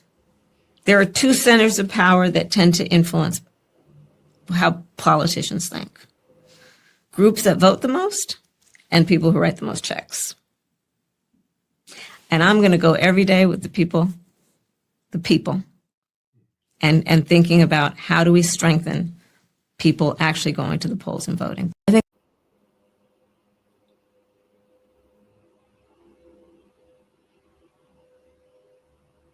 think every Californian vote by phone. Yeah, if we can do our taxes I want us to be able to vote by phone. I think every Californian vote by phone. Yeah, if we can do our taxes, do our make our healthcare appointments, make essentially do your banking online, you should be able to vote by phone. Make it safe, make it secure, but it's actually already happening all over the United States. I want us to be a blue state that doesn't do just a little bit better than like Georgia or Alabama when it comes to like voting access. I want us to max out democracy. Also, as it relates to democracy, if you wait in line for 30 minutes or more, if you do want to vote in person, I think you should fine every county for every minute that a person has to wait longer. We have to be better, not just a little bit better than the other states. The DMV.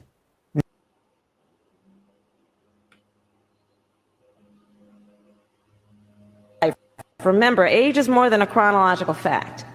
What else do we know about this population, 18 through 24? They are stupid. That is why we put them in dormitories, and they have a resident assistant. They make really bad decisions. Chief Justice Roberts, Justice Alito, Justice Barrett, Justice Kavanaugh, Justice Gorsuch, I might be forgetting one. I'm going to tell you what's going to happen. A Democrat is going to be elected in 2028. You know that. I know that. It's going to be a Democratic House. It's going to be a Democratic Senate. The Democratic president is going to announce a special transition advisory committee on the reform of the Supreme Court, that we could have our third branch of government has lost the faith and trust of the American people, and his president are going to do everything alone. He's going to appoint a blue ribbon, maybe Judge Ludick and the dean of the, just the usual fucking suspects, all right? And they're going to recommend that the number of Supreme Court justices go from 9 to 13. That's going to happen, people. That's going to happen to you. They're going to win. They're going to do some blue ribbon panel of distinguished jurists, and they are going to recommend 13, and a Democratic Senate and House are going to pass it, and the Democratic president is going to sign it, because they have to do an intervention so we can have a Supreme Court that the American people trust again. There's a lot to unpack right there. A lot to unpack. 16-year-olds voting. Vote by phone, and they want to increase the Supreme Court justices from 9 to 13. So they want to add 5 additional seats. These dudes will stop at nothing to amass power. Nothing. Now, mind you, the same lady that said we need to lower the voting age to 16 is also the same person that said that 18 to 24-year-olds are stupid. What does she think of 16-year-olds? That part. Crystal, I'll give you the first word on this. Well, let's see. Voting age by 16 at 16 years old. Now, mind you, these children don't know if they're coming or coming or going. They react on a lot of emotions. Mom, I hate you. Dad, I hate you. No, I love you. They're very emotional at that age. And you want people who don't know if they're coming or going, don't even know what they're going to do with the rest of their life to now decide how America's going to run. This is how imbecilic you are. You have no kind of common sense. And we already know that about loony Kamala, right? Vote by phone. It's very interesting that the Chinese spy lover wants to cheat. Let's just say that. Let's just call it what it is. He wants to cheat. He wants to get. We know what he does. Eric Swalwell, we already know how he runs. So of course we're going to do vote by phone so that we can never verify who's doing what, who's making those calls. You can make 50 calls and vote for the same person over. People ain't dumb. They think we're dumb, and then they want to stack the Supreme Court. Let me tell y'all right now, if y'all don't know that party is trying to actively destroy America. Let's go back to what I said. United we stand, divided we fall. And they're the ones that actively are trying to divide America and destroy America. I hope, Zach, in my comments, I hope you wake up and understand this is who you support. When you say over here on this channel, we're Echo Chamber, we are giving you facts, not feelings. We're giving you the truth, not what's trendy. That's what we do over here. Y'all support evil, and that's the problem with y'all. I'm sorry. You know how I get, Wise. Go ahead. All good. AT, I'll give you the word on this as well. There was one other thing that I did want to add in reference to Project 2029. There was they want to make DC a state, and they also would like to make Puerto Rico a state with hopes of adding 4 additional Senate seats for Democrats. Yeah, we almost made it all the way through the show without you putting something ridiculous in front of me. I was like, this is a good, comfortable conversation. I'm not going to walk away upset. Look, no disrespect to former Vice President Kamala Harris. I'll always give her that title. But, man, I did need some more Harris comedy in my life. I really did. Bless her heart is all I can really say. 16 years old. Are you kidding me? I listened to the language because it was so important. She said it real quick because she thought we weren't going to catch it. 16-year-olds are afraid of having a house because it's going to be destroyed in an environmental disaster. Please show me your numbers. Please show me your facts. That where you came from that from. She also said fear of having children. Numbers right now show that they don't want to have kids anyways. So why are they afraid about having kids if they don't want to have them in the first place? This comes down to them wanting more voters. They know that a lot of the youth vote Democratic. We always say that when you're young, you vote liberal, and then when you grow up and realize how the world works, you vote conservative. They want more voters at the end of the day, but they're not thinking that one through. Even they have to vote for that, so someone to come in office to put that into policy. 18-year-olds don't care if 16-year-olds can vote. They're children at the end of the day. Now, if you went the other direction, maybe push back that age, will it ever happen? No, but then I might listen to you. 16 years old. Y'all remember what it was like to be 16. Would you trust yourself with a potato gun, let alone to vote for the United States of America? Absolutely not. No. As far as the vote by phone, gentlemen, I don't know who that is. But y'all realize less than 2 weeks ago, what's the day of today? 25th, almost exactly 2 weeks ago, there was a massive hack that happened to JP Morgan, Citibank, and Morgan Stanley. Big players on Wall Street, the best security system you can possibly find. They hire internationally. I worked with some of these individuals. 2 weeks ago, they just had a breach on that. So you think that it would be so star-spangled awesome to be able to vote on your phone? That is the dumbest idea I've ever heard of in my entire life. And he said one lie. I have to go ahead and call it out. He said that they're already doing this right now, so we should do it widespread. No, they're not. They have a few local areas that have tried it, and shocker, it hasn't been tested, and it has not worked at all. They just want to win. They realized after this election, the lies that started in the Obama era, you could say whatever you wanted to. There weren't a lot of people really into social media to push back and really test that. And so you just kind of came together under this umbrella of anger, hate, or identity in that case. But nowadays, Vice President Harris says something, some guy like Wise is going to find her saying later on that it's a dumb idea. And now for the individuals that are in this live, either on Crystal's or in Wise's proper, you cannot unhear that. So when you go to the voting booth and you say, I'd love to vote for Vice President Harris in 2028, she's going to wind up making it so that 16-year-olds can vote. You have to willfully ignore the reality that you see in front of you. Some people will, but now I'm going to laugh about this as soon as this live is over with. So thank you, Wise. Grasso, I'll give you the last word on this. It's all about design, money, power, prestige. That's what runs. Before you go, Grasso, I said this yesterday. I'm actually for pushing the age limit up. I would Likewise. I would settle at 21. I'd actually prefer 25. I think you should own land. That would be the if you're preference. not a home, if you don't own your own land, you shouldn't be able to vote. That's my. You get no argument. I'm you get even no more pushback from me on that. Or family-based votes or something along those lines. But at least, hey, 21 at minimum. I'd like to see 25, unless you are a current active duty service member. And then at that point, I feel like if you can fight for the country, you should have the ability to have a say if you can put the uniform on at 18. I don't have a problem with that. But go ahead, Grass. I'm sorry.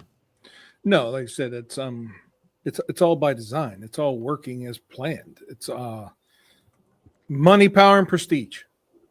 That's what rules the decision making of these people that are in power. They like the taste of it. They want to keep having more of it. And the way you do that is the Democrats have used the rules for radicals by Saul Alinsky since the 60s. Go look it up. 12 rules for radicals. That's pretty much their playbook. That's what they use. That's the strategies they use. And Cloward and Piven. If you guys have never heard of the Cloward and Piven strategy, also in the 60s. It talks about overwhelming the system. That way you can recreate it in how you want it. The Democrats think our system is broken. As far as the Constitution goes, they don't like the Constitution. It's a barrier. Yeah. It is a blockade to what they want to do. So in order to skirt around it, you have to collapse the system. So that is their whole goal, is to create massive entitlement programs, to create massive people that are on the government dole, to grow government so that it is so big and so gluttonous that the Constitution is not effective anymore. And unfortunately, that they're winning. They're winning. I mean, I don't know if they're winning though. Oh, they're winning. I don't know if they're winning. I don't know if they're ahead. I think the ideology. If you'd have asked this question maybe 5 years ago and said who's winning, I would have agreed with you. I would have said, okay, their agenda is winning. But when you talk to the masses of people, and the fact that you do have, people like myself and so many others out there that are speaking on this, that are pushing against this, the fact that mainstream media is losing viewership at, by the thousands on a daily basis. Yes. I don't know if they're winning.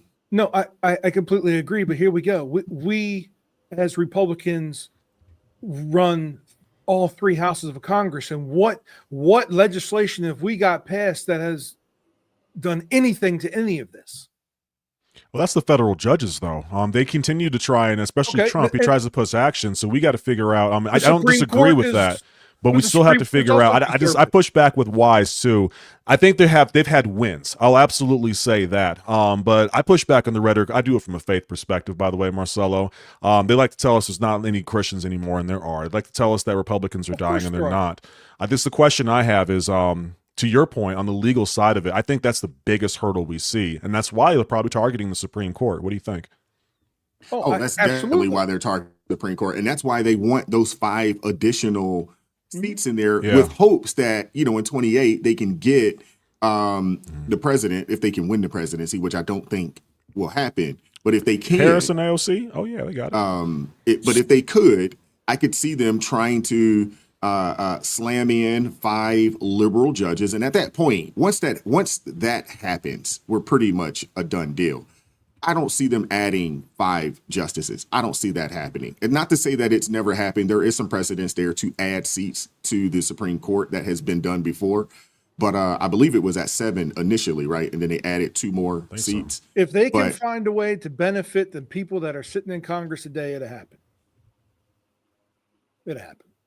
I think if the American people, and I do understand where you're coming from, Grasso, but I think there are a lot of folks on our side of things that will speak up, that will say something. And I think there are a lot of people out there that are a lot more astute. There are a bunch of low IQ voters. There's a bunch of low information individuals out there that either, 1, walking with their heads in the sand, or 2, 2, don't care, or 3, they're actually on board with the agenda. But I do think that there is a plethora of people out there that are, but here it is, on the opposite end of that. But I've heard the same argument for the last 30 years. Oh, you wait. Republicans are getting tired of this. Oh, we're going, when they cross this line, that's when it's all going to change. Bull crap. We've been punched in the face now since when? Since I've been alive. And they just, when the Democrats get in power, they do whatever they want. They pass laws. They do crap, everything they want. Republicans run all 3 branches of government. We get nothing. I'm tired of hearing the same bull crap. Obviously, it ain't working. Well, I think there's some movement there, and you also got to look at it when people say what can get through the House, whatever the administration wants to get through the House, they can get it through the House, but you still need those 60 votes to get anything accomplished in the Senate outside of an executive order. Well, it took a little bit to get the 60, but they did eventually get it to quell the shutdown. But when you look at what's happened over the 10 months or so, I see a lot of positives. I do think that we have a fight on our hands this coming year for 26. I will probably be in agreement with you if some kind of way we lose the House and we lose the Senate at this time next year, then I'll be like, what the heck is going on? Well, I promise you, I'm going to work my hardest to get as many Republicans voted in as I can. I'm not going to stop, but I get very angry when they talk all this good talk, man, and all this hard talk, and I ain't seen one result. Not one. Well, we also understand that, there is a uniparty situation. They're going to scratch each other's back. They're going to make sure that they all continue to eat. That is a problem. The swamp feeds its own. That's true. All right, man, it's 11:34. We got to get up out of here. I appreciate you guys, man. I appreciate you guys. You were in the military. Punctuality means nothing You to you. know, and I'm sitting here like, I'm for over 20 years now at this point. And I know hard stop at 11:30. I knew that wasn't going to happen. I knew that wasn't My gonna wife happen. didn't know. She's outside the door waiting. I'm going to snitch on you. I'm like, if we can get close to an 11:30 stop, it'd be great. Let me read this last super chat real quick. Shout out to Teddy Marcel 07 coming through with the $2 super chat. Says happy Thanksgiving and safe travels. God bless. Thank you very much, man. I appreciate you guys. Shout out to everybody that supported the channel financially this morning. Thank you guys, all my ARP families, all the blues. Thank you guys very much. I'm sorry, B. I meant to shoot you a text message. I forgot, but I thought because I created the stream last night, I thought you would have seen it. My apologies. I should have just went ahead and shot you a text message. I forgot to do so.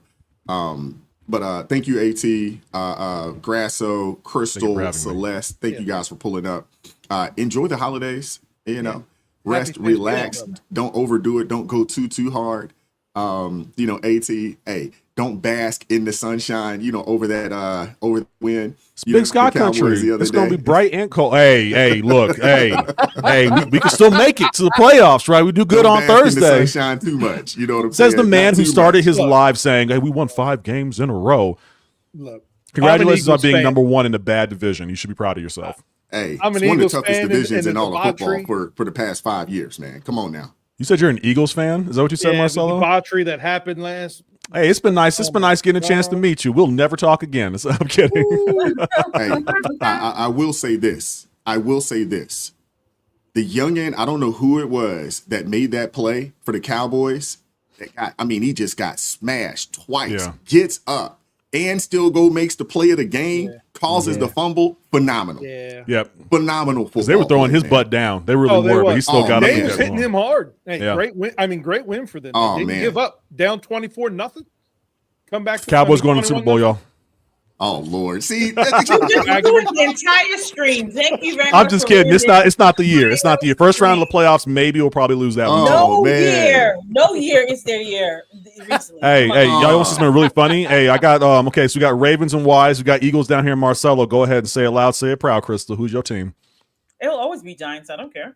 Okay, that's I'm proud right. of You my should not Giants. care. You should not care. Y'all never see a championship game again. Listen, I'm proud of my Giants. We are the very few that took the stuff from the Patriots. Tell you that much. Hey, good job. Consistently losing. You should be very proud of that. I like that. Win. Oh man, we're gonna get out of here, man. I appreciate you guys pulling up today, man. Thank you guys very much. Shout out to everybody in the chat that pulled up today.